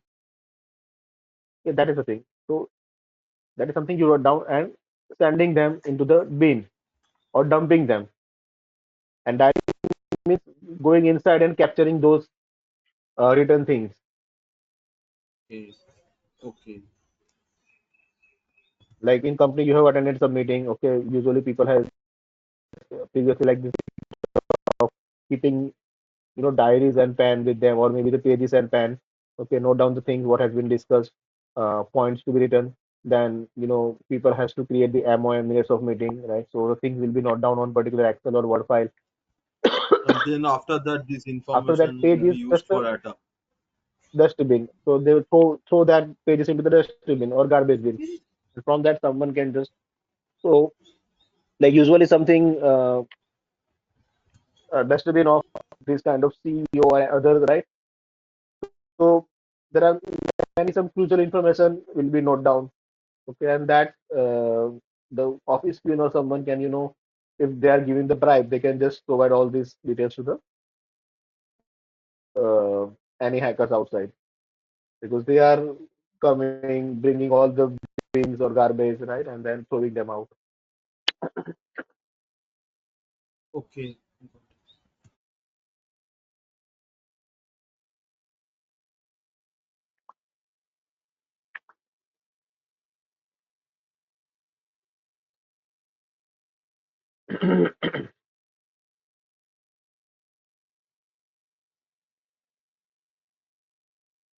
Okay, and friendly chit chat means you're talking with your friend and someone, create the friendly relation with you and just asking that, so how's going the life?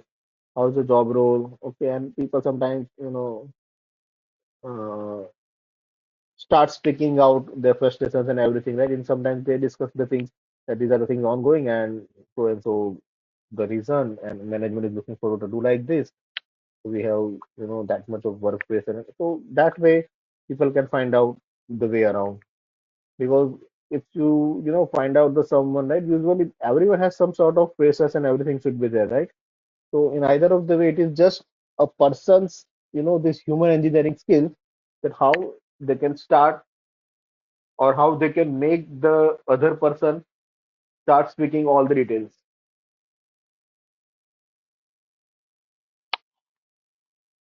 So that is the human-based social engineering. Now, what are the social engineering techniques? So these are all about this authority, strong emotion, overloading, reciprocation, deceptive relationship, integrity and consistency, and social proof. Authority means in this attacker may pose as a victim's boss or boss secretary or other company personnel, right? I'm calling from this or I'm calling from VP office. Okay, I am secretary of the VP and sir require these details to understand the details on priority. Right? So what happens? Sometimes people get surprised that I'm getting called or uh, in the rush they are not going to verify that whether the caller is particularly the true person or not, and they might send the critical details possible. Wait just a minute.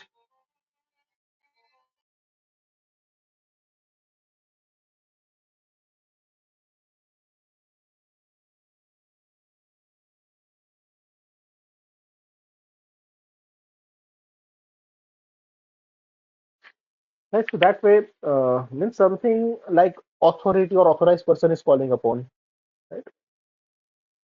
So that way people can be get fooled or maybe they got in pressure, something they require to send and priority, and that way this kind of way, right? Uh, the hackers can be able to successful capturing the critical information because if you are handling some critical role and suddenly you will get that these are the information priority required. Okay, please send as soon as possible. VP sir is waiting. And so what happens? Obviously, you are not going to verify or cross verify straight away. You will mail the details. And even without verifying, okay, so send me this information on this particular email only. Okay, so these things can be get possible at certain levels. Then strong emotion, like that victim into heightened emotional state so that they don't pay as much as attention to the details or facts. Means someone emotionally, can present themselves that this is the situation. I will be get fired if I don't able to provide this information or the report on timely or something. So somewhere, try to emotionally fool the people and getting their work done. So that is this kind of things. Overloading is something like to provide the more information that target can handle. So any kind of the wrong statement can go unnoticed, means kind of a double talk, means convincing the people in such a way that uh, what you are exactly looking for or this kind of details can be get unnoticed and in that particular this overload manner, person will be getting trapped. Reciprocation is something like, for example, if a stranger does you some favor, right? You are stuck in somewhere and some completely strange person, just uh, giving a helping hands and does a favor to you, you will be get obliged and then ask you to some favor. So obviously you will be in that stage that okay, let me in my critical time, he has given me help. That it's my time to, repay. So in that way, sometimes, they ask something. Okay, so that is his example of this art of deception. Have you heard about this of the Kevin Mitnick?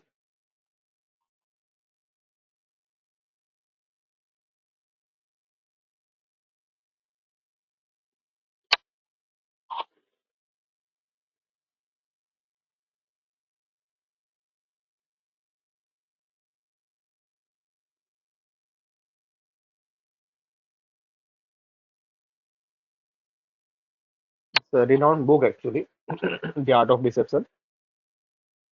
Has anybody, I mean, idea about this?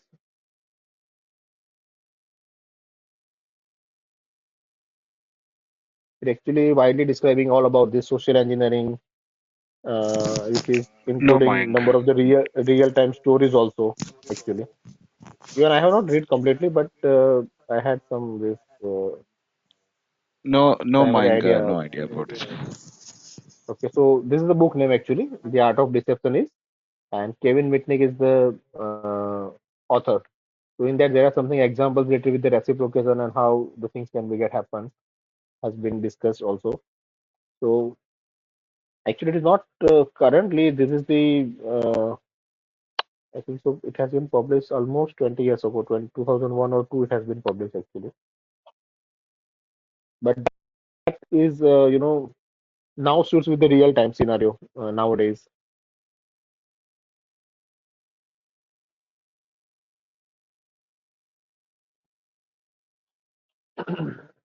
So that is the thing.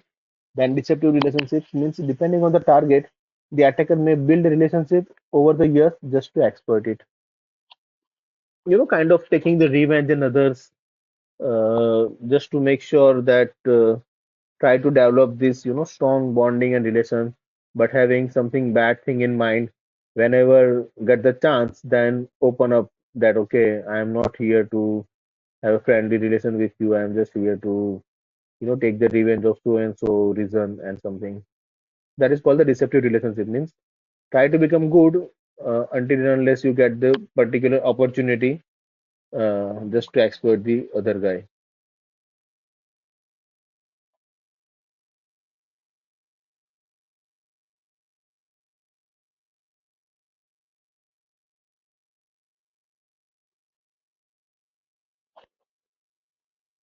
Then integrity and consistency in this, like people will even carry out the commitments they believe were made by their fellow employees.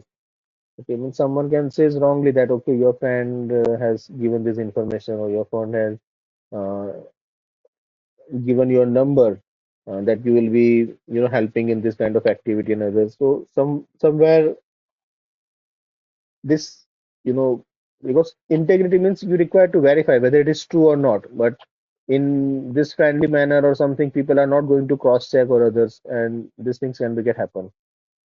And social proof is something about people usually rely on what other people are doing or saying to a certain degree. I think this kind of thing nowadays maximum ongoing. Let's say particularly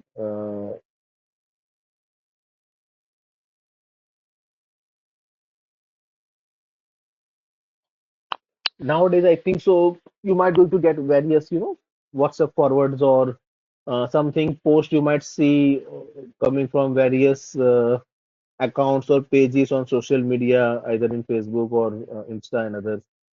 Okay, about these political things.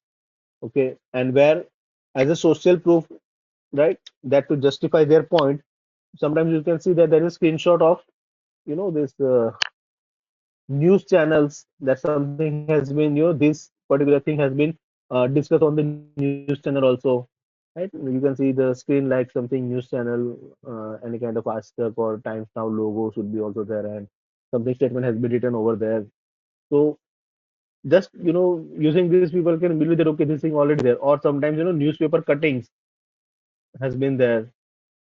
So these are something to make people take this as a positive because this is the proof we have given. So these are nothing but like a kind of Photoshops and other things can be get used just to make it as a or convince that this is the proof. And these things usually you will see or notice in this entire year, because next year we are going to have this uh, general election in India. So in many such things, these things will be there as a election campaign by various parties. Okay, many statements has been given by a particular person or not, but it will be start circulating by their particular name.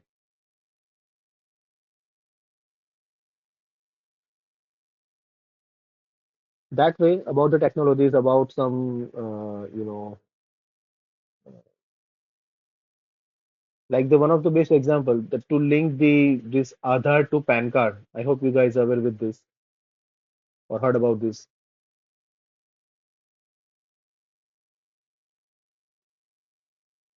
There will be penalty of 10,000 rupees and something.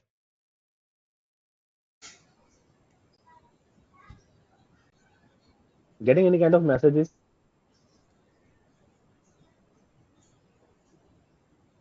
in WhatsApp forwards or somewhere. No, Mike.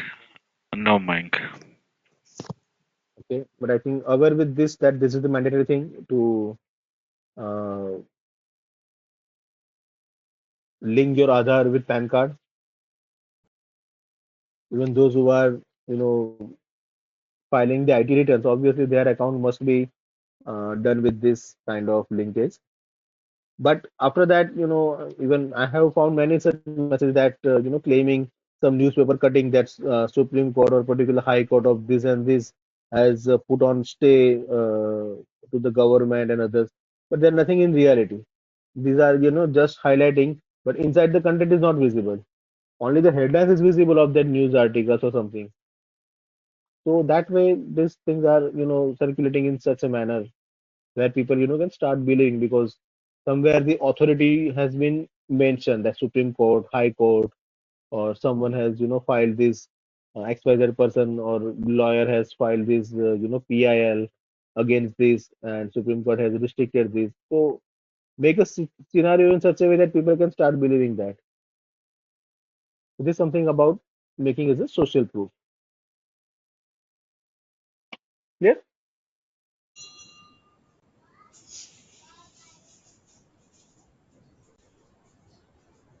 Now about the social engineering gaps, like how to identify the social engineer. So obviously, like this someone has given example that you ask for this, okay, that send me the details or something.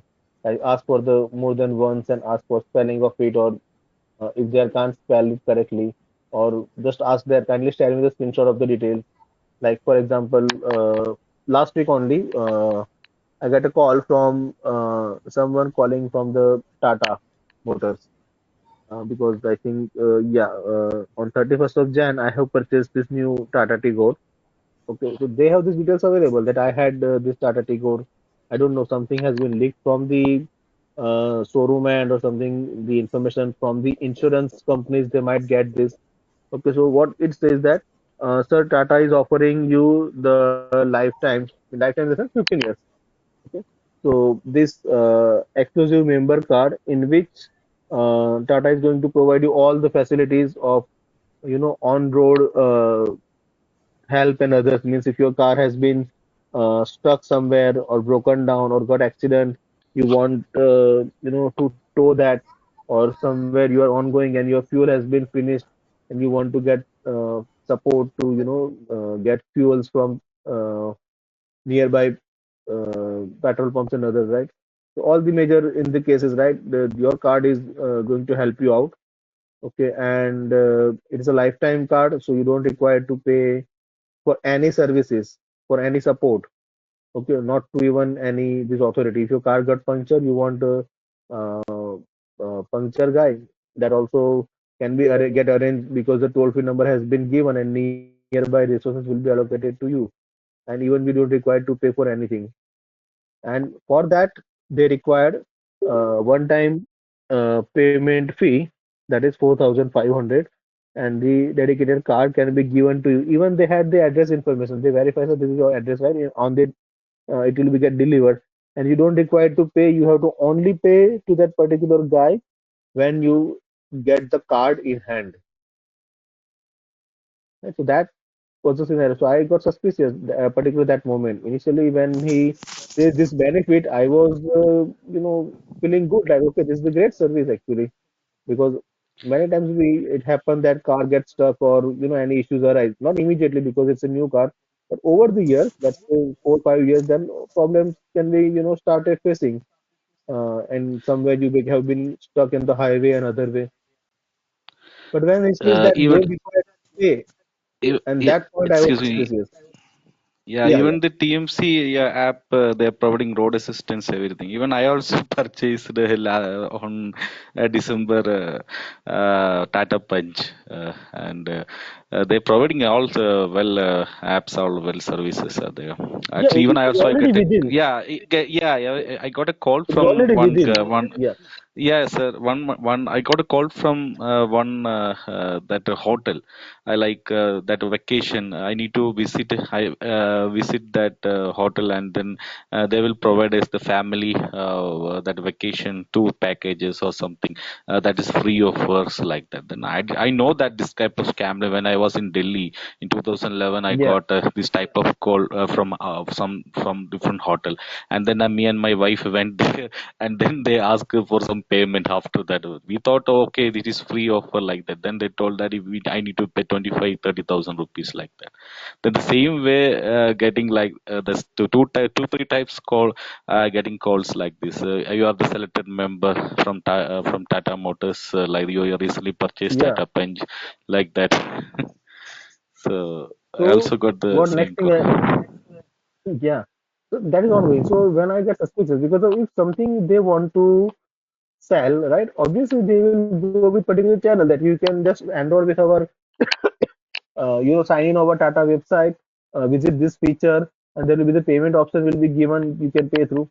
But rather than saying that this has said the courier guy will be delivered, and after that you have to just pay that person either cash or any UPI method you can pay. So that makes me sound suspicious. Okay, then immediately what happened? Okay, I said okay, fine. We'll confirm to you after a few minutes. And then I called back to that particular relationship manager on the Tata showroom and asked him that are the Tata providing this kind of facility? So he just says, so it is already mentioned with your this purchase. So Tata support is already been there. You don't require to pay anything extra. It is already coming with your purchase only. So I said, no, I got this Yeah, kind of call and they're offering this kind of card and others. Okay, no, no, no, sir. It is not that. We are yeah. not offering any kind of cards. If it is then I will Same, same. mention to you at the showroom. Na? At the Yes, yes, showroom, I will yes. give this option during the purchase also that you can add on more 4,500 rupees and this benefit will be there.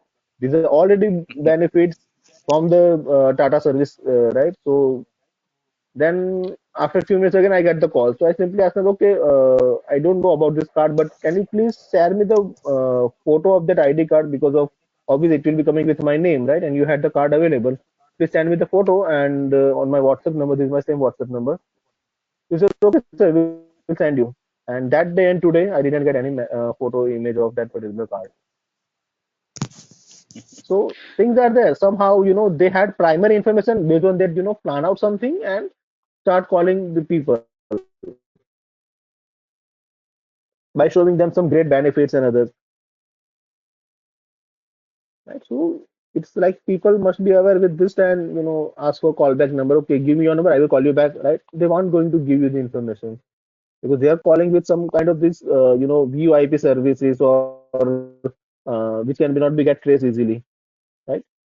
Also, if you want suspicious, you can ask them about the identification, like give me your full name, date of birth information, or you can ask them some other particular SSN number. Okay, how can I trust you? Give me your Aadhaar card details. Okay, so that I can give you my information. So that way, those who are genuine, then they can will be provide number of information, right? Just to customer satisfaction. But those who are this kind of fraud, obviously they are not going to share anything. Something if they get angry about and asking about for amount or any information, right? Obviously they are suspected. If they claim high authority or refuse to answer questions, obviously they are suspected. Uh, Even the major these scams, particularly, I don't know, many of you have noticed this or heard about in 2029 and 2020, uh, using this OLX and Quicker, major such fraud has been happened while selling some goods. Okay, someone and the people, are going to get the call that, okay, I have seen that you have been selling these things. Okay, I'm interested to pay this, but I am, from this army background. I am deputed in the Jammu and Kashmir. Majority of this caller belongs to posted in Jammu and Kashmir only. Okay, so this is, I'm looking for my son or daughter, and he will collect from you. Kindly share me your UPI information. I will pay on the number. Sorry, we have the restrictions. We can't use directly this number. So you provide me. It will be get transferred from our this particular department side. From my account, it will be get debited.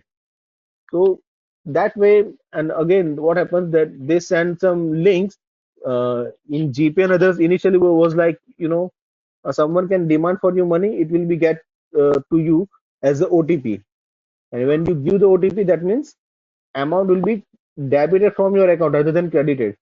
Later on, they have number of mechanism has been changed, and even after that, you can see on the speaker and OLX, this they are, these guidelines they have generated that don't deal anyone on the phone or something, right? Make sure the people can visit the places and others, and uh, make the payment particularly in person only, right? So that this kind of fraud can be get avoided. And these are the reality happen actually. When I was called once, I was, going to sell. There was this. Uh, what is that exercise unit for cardio?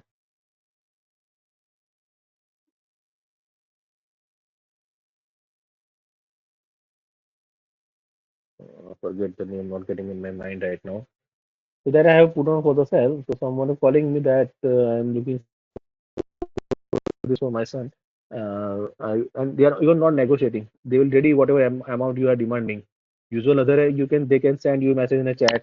Okay, negotiate with the price, and then if uh, positive response from your end, then and then they will communicate further. But here they are straight away calling and ready to pay the exact amount what you have demanded, right? And many such things has been happened. And after that, they have to publish this guideline. Whenever you open the app, on the very front, these guidelines were there. I don't know if anyone has noticed this or not.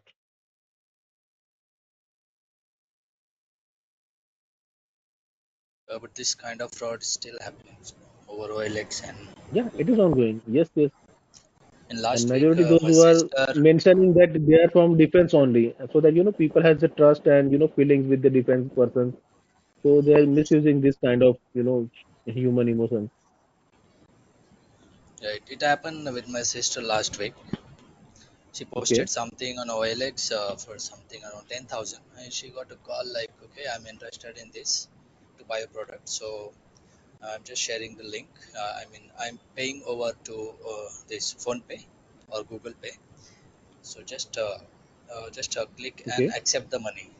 Just you need to accept the money, okay? So when she clicks, suddenly yeah, she realized that okay, it is not accepting money; it is requesting money. yeah. Then she called that this is a requesting money, not accepting. And then she called, "Don't call me back, otherwise I will complain to the police." And he didn't call back. Somehow she was safe, but because she realized that this is not a accepting one, this is a requesting from the other side the payment, Yeah. and she means denied to enter the password and all this that 4-digit pin.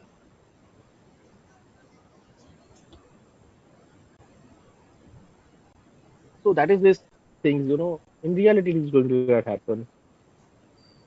Fine. So something if they would request information or changes without written authorization, obviously they are suspected.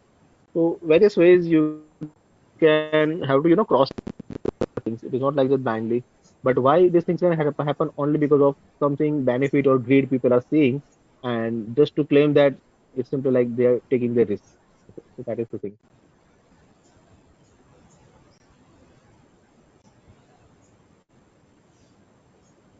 Then particularly this is the human based now, computer based social engineering. So there are the phishing emails can be circulated to the mass level. Okay. And in that something offers anything can be given. Okay. Then pop-ups, suddenly you get some pop-ups when you are accessing like the ads coming. Okay. I don't know. Again, this ad generation also based on the category you like or something. But last year I have seen that I was looking forward for some this sofa come bed kind of things. So I have searched on that. So whenever I accessing the Facebook and that video section or reel section sometimes I get the ads particularly which are looks like from China people or something, and particularly much mechanism was perfectly good, and by looks and usage it's very good, and the amount is just like a 1200 rupees to 1500 rupees of two-seater sofa, four-seater sofa like this. Okay, and but only thing is they are not accepting COD, and these are the officially ads running. It's almost 1 minute of ad, 60-65 seconds of ad. It's running during in between your access, right? And the product range is because you can't even believe because the normal this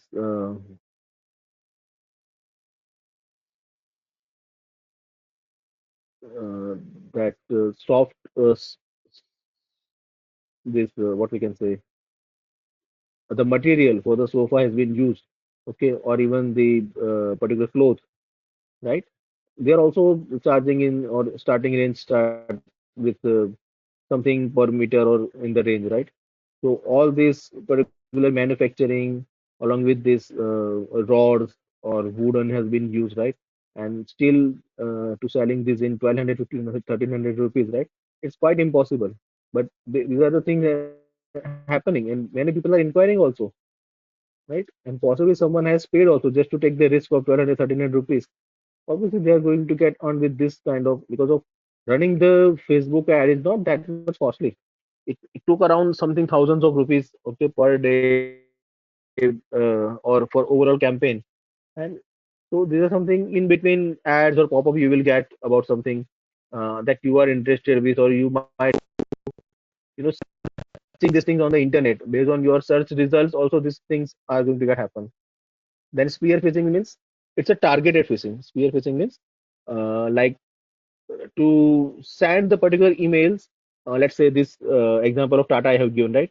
So something you want to circulate it, so that can be sent to the those who are purchased the Tata vehicles, or they might have somehow collect the records of the Tata vehicle owners, right? So they are the spear fixes. So only those particular category of people can be get targeted by sending some links or just by mass calling or circulating some beneficiary things only for exclusive offers for Tata users and others, or particularly some product users or ICICI card credit card users, so etc.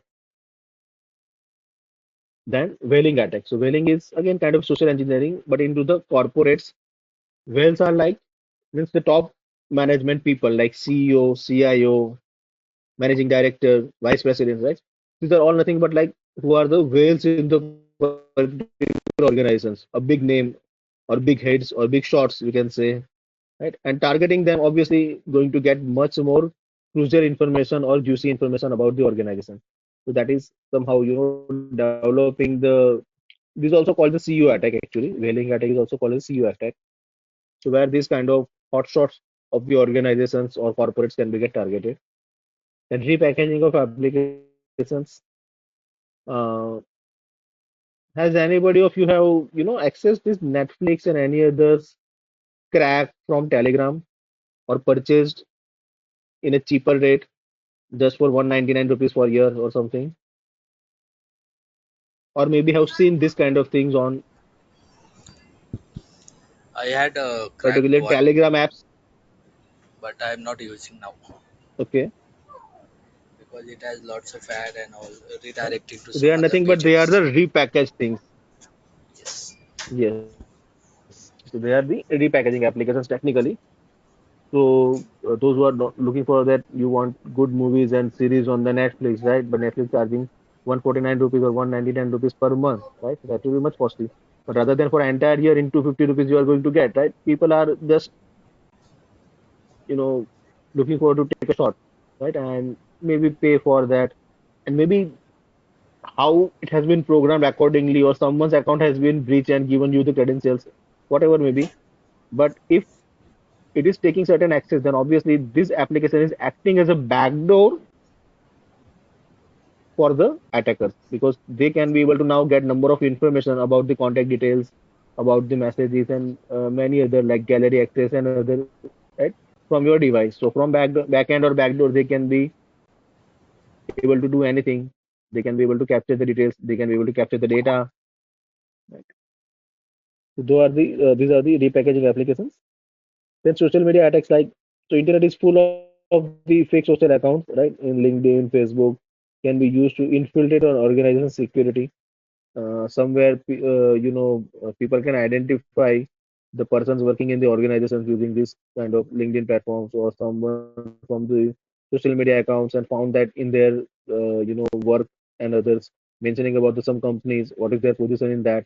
So this way people can able to identify the particular target audience which they are looking for, and they get the basic idea that how impactful or powerful this position in that organization. And based on that, they can plan out certain things.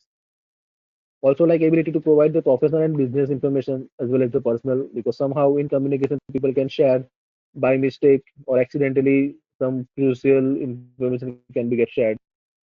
Hackers armed with the necessary information, means primary information they have, and then they can craft a variety of social attacks by making certain scenario and target or compromise the people.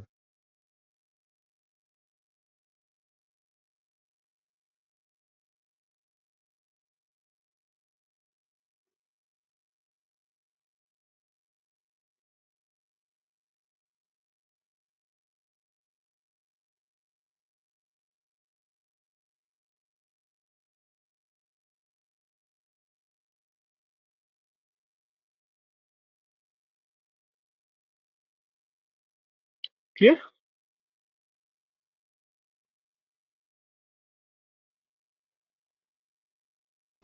Yeah.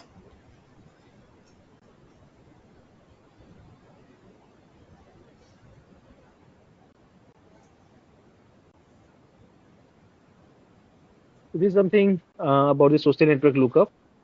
We'll see these things while implementing for passive information gathering. This is the site from where you can simply type someone's username, or example, many times it is usually email address has been used, right? So email address is easily you can get from someone, right? Let's say I'm going to share you some important stuff. Tell me your Gmail or something, right?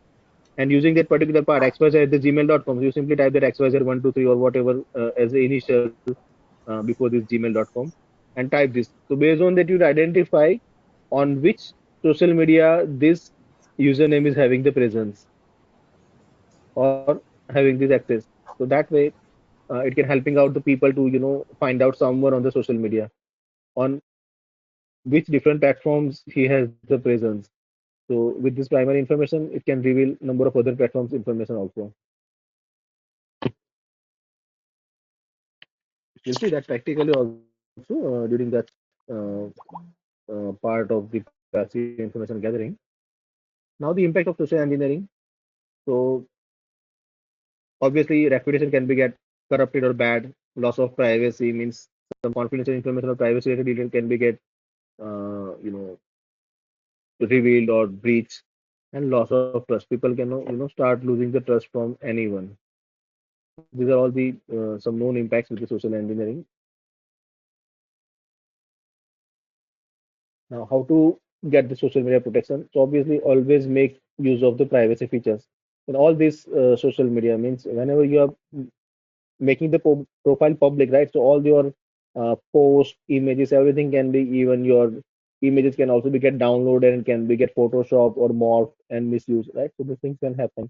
So they are providing number of these kind of security, privacy features, that who can access you, who can see your profile or whatever. You can restrict this information to be get access your profile or your accounts.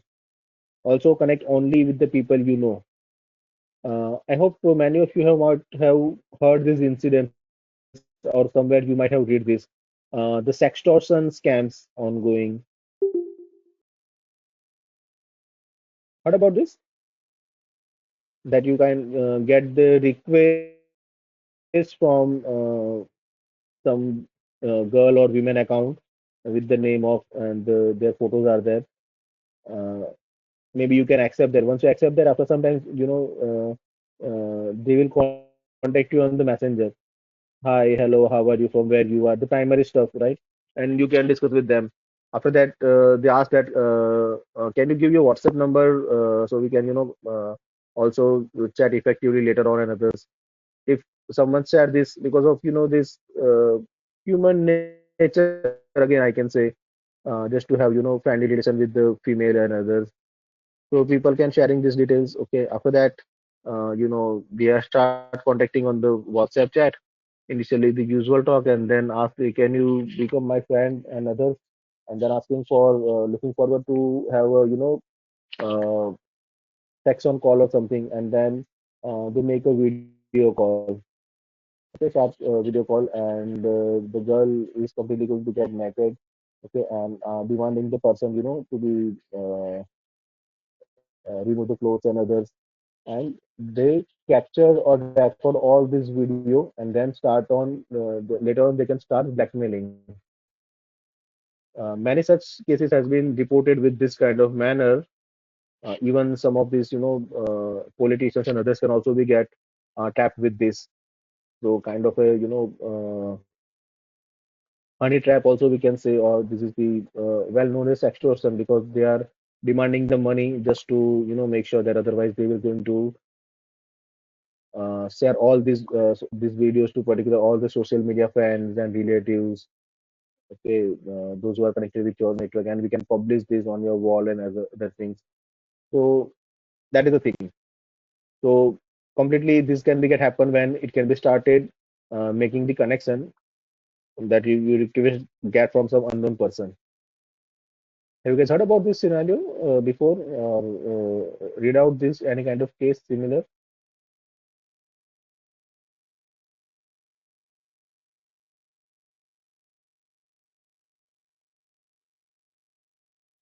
Yeah, it No one? happens over this Facebook and this what Instagram also. Yes, maximum from Facebook. Yes, this thing, Facebook, Instagram, the connection it can be into. I got one Even my Facebook, same there kind are of thing certain, on Instagram. unknown. Yes, similar. They are using these two platforms effectively, and but they can, take the video others from particularly starting with the WhatsApp, so that the number and other particularly can be get captured, and from this number this thing has been captured. So they have the records also available that way. So these are the things. So always be careful while connecting with the people. If you don't know, okay, simply ignore. Okay, it is not like just showing that I had this much of social media friends. It's not an award thing, right? Also, try to keep the personal information private. Okay, don't share each and everything. People have, habit this. I'm roaming around here and there and checking here and there, eating this, feeling like this. Okay, and sometimes people tag 13, 14 people also along with them. So that way, what happens? Someone can get to know what exactly you are, where you are, okay, and possibly uh, some physical breach or residency they try to pick, or any other things can be get possible. Always try to make the information private. Even share the personal stuff only when they're necessary. Okay, like some achievements you want that I want to publish, that is okay, but you make sure that only limited people or someone can on only particular time visit. Otherwise, you can also remove that things or remove that post also after some time. Also, this is the important thing, that don't share the activities ahead of time, and post your vacation pictures after you back. Because there was a real incident happened, something related to, I think, Surat or Mumbai. I don't know this. The family was out for vacation into the Goa. Okay, and someone who is much into, he has posted the things on the Facebook that with family on the way to Goa from the airport, he has even It is uploaded viral. the picture with all the family. Yeah, I think many people have heard about these things. So everything has been happened, and 4 to 5 days they were there. He was continue posting the day-to-day images that today on this beach, no, next day on this particular fort and other things. And when they returned back, they found that almost certain lakhs of amount has been theft has been happened. But somehow this, police because might be having some influence, so that police has effectively captured the victim also. I mean that particular criminal also, and he found that he has been sure because of the people were not there. I have seen in the post that all are going on the vacation, so 4 to 5 days no one will be there at home, and he take this chance. So that is this thing there. These are all the various ways of, if you want to upload the images, you can do that after coming. Just like as people has the habit of hashtag old post or something late post, something kind of a remark put on and then can be shared. Then identity theft and PII. So this also concept of identity fraud. Means someone try to capture your personal identify information, and maybe sometimes they can misuse the someone else identity, right? Or like all this generating by phishing or spam mails or dumpster diving and trying to get the personal information. Okay, identity theft is again, for example, uh, I hope many of you might have heard this because it has been there in uh, top newspapers also. Last year or last year, the major breach happened in the Twitter. All these like ex-president of US Barack Obama, Bill Gates, even this who is this Twitter owner now, Elon Musk and others. So from their Twitter account, official tweet has been generated that they are supporting this something kind of cause, and for that they are doing this fundraising activity. You can request to everyone, please support in this uh, cause and donate. And for that, even they shared this Bitcoin information, so you can pay this in the Bitcoin also. And officially verified account, this tweet has been happened. Has anyone heard about this?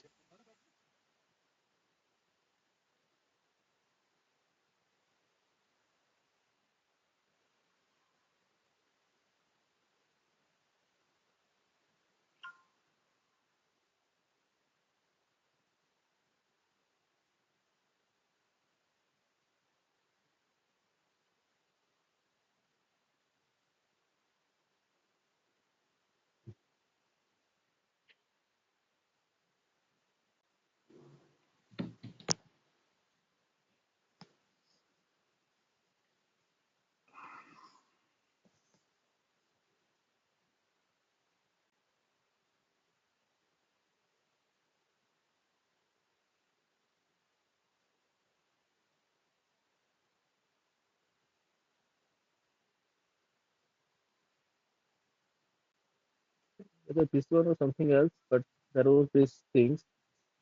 Many such celebrities accounts at that time was there, and this was happened because of misuse of someone. Official Twitter employee account has been misused, and from the back end, this tweet has been generated.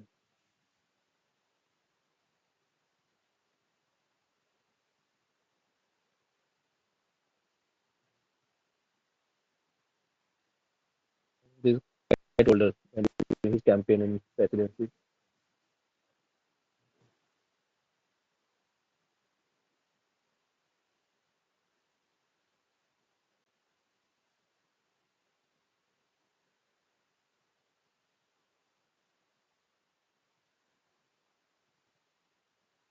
He's also older, 2011.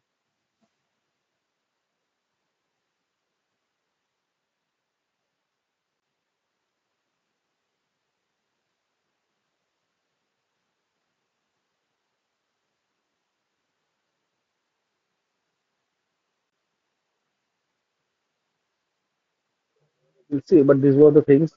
So there's something called identity theft. Means someone has misused the identity of some particular celebrity or this kind of VIP person, and making people realize and supporting in their this kind of any activities. So identity theft and PI protection, so always secure your SSN number. This is applicable to US citizens, but in India, the UID, that is Aadhaar card, you require to make more secure. Then don't respond to unsolicited requests, means unauthorized or some unknown requests. Don't entertain them. Collect the mail promptly, means physical mail. Okay, something which is there in your mailbox outside. Maybe if it's not like that, someone can capture your credit card billings and others. Nowadays, it's completely coming on online, but there was a time earlier when they also deliver the hard copies of your monthly expenses. Then pay attention to your billing cycles, means particularly check monthly month credit card reports and others. And if you have something suspicious amount, because sometimes minimal $1, $2 something, or 1 2 rupees of minimal charges are there. And if you know about what this deduction is about, but sometimes effectively they can do this wrongly. It's also possible banks or maybe someone has programmed in such a manner that they can charge or earn huge amount with this because of 1 rupees from one account, right? Just assume the thousands and lakhs of accounts in a month. How many lakhs of rupees can be get generated? Enable the security features of mobile devices. Okay. Uh, I mean, simple question. May I ask that how many of you are having this antivirus or total security for your mobile devices?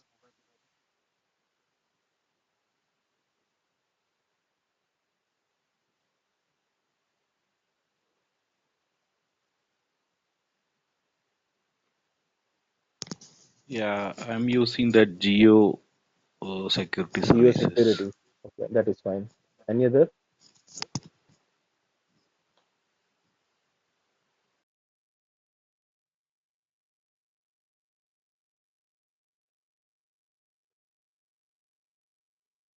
Uh, See, this is the standard survey, and this is like saying that nowadays people, I mean, internet-based traffics are coming from mobile maximum rather than coming from this laptop and desktop or any other devices, right? So, and other critical services are it's transaction and many things are going to get happen with the mobile only. They're using the particular banking apps, right, rather than going to their websites. So, web-based traffic rather than mobile-based traffic has been higher number. So it is required to have own mobile device securities also, right?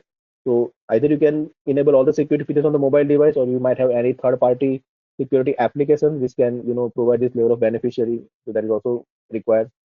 Review your credit card and bank account statements, shared receipts, credit offers, anything, right? Expired credit cards effectively destroy this kind of things. Account statements, you can uh, just burn them, or maybe make them in pieces uh, in a particular very much small size, right? So these are the way some personal information can be get stopped rather than exploring into the domain or market. So that is the things. There are some other sides also ongoing that we can cover later on. Hari say okay, I think so. Okay, Hari. Okay, so these are the actually topics which are going to be get covered during our training program. So don't worry about this. Um, all the things are there along with the practical manners also. We are going to start the practicals with this approach of information gathering, active, passive information gathering, their particular tools, how to execute, that everything we are going to see. Enumeration is along with the certain tools with the time of scanning also going to get done. Okay, various methodology of scanning the network, that also we are going to discuss, right? And this VA with the system security, with the web applications VA, everything we are going to get covered. Theory and practical both. System hacking just to perform, check the password cracking and other mechanism. And the approaches usually of this steganography and everything is going to get covered. There are a number of words has been used, right? But their overall approach is similar. Okay. Then malware introduction is there. Sniffing, we are going to learn in practical manner also. Social engineering, already we are discussing. Denial of service, we have some sort of discussion C, but we'll show you that how this DOS attack can be get performed. Session hijacking or session capturing will be there in our practical part. Evading IDS firewall concepts are there, and tiny fragmentation practical that will also going to get implemented. Hacking the web server. So there are a number of things we are going to discuss. Metasploit, Doveshoot, many of the known tools we are going to use for practical form also. Hacking web applications means reviewing about the vulnerabilities, them identifying those weak area and performing the attacks like SQL injection, cross-site scripting, broken authentication, everything we'll see. Now see this and this. Okay, so this is the approach of finding and this is SQL injection, how we perform the attack. So that are interrelated, but topics are different. The same way, wireless networks evaluation and ways. Only the practical should not be get possible in the terms of wireless. I will let you know what is the reason. Because of hacking can be get possible on WEP and WPA kind of infrastructure.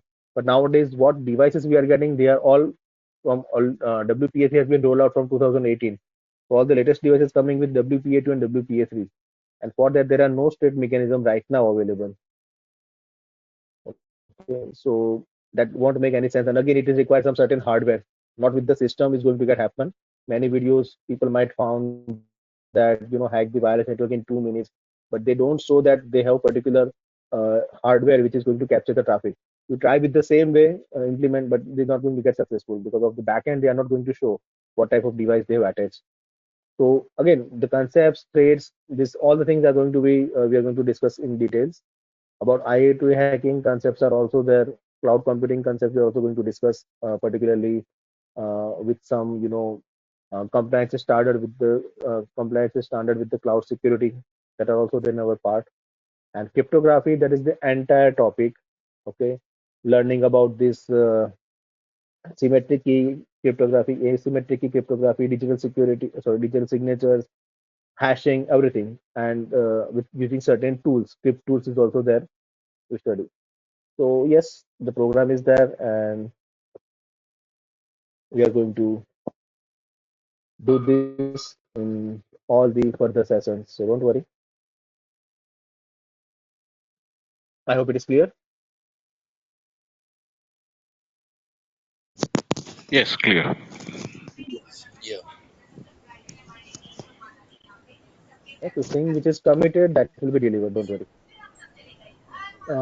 Fine. So So for today, we'll stop this here. Some 10 slides has been left. We'll discuss next week, and then we'll start another new concept. Yeah, Saifuddin. Sorry. What is this? Saifuddin. yeah. So the practical, how will be the practicals conducted in our See, own in the system, next or there class, will be a I virtual will environment? demonstrate the things for setup because no, that will be your system. In creating the virtual setup in your own system, I will guide you for that. That is also the topics for lab setup. So next week, after finishing these remaining slides, we'll show you what are the things we require. Okay, and we'll guide you also because sometimes people don't going to get accomplish the setup. So I will help in this regard also, so that everything will get introduced, and we'll start some new concept. And accordingly, gradually, once the lab setup environment ready, we can be able to start the practicals in corresponding topics.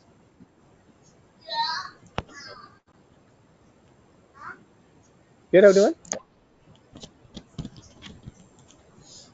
Yeah. Yeah. Fine then. So we'll see you to all of you next week then. Bye. Have a good day. Bye. Thank you. Thank you, Yep. Mike. Thank you, everyone. Meet you Yeah. Thanks next a week. lot. Bye bye. Take care. Yeah, thank you.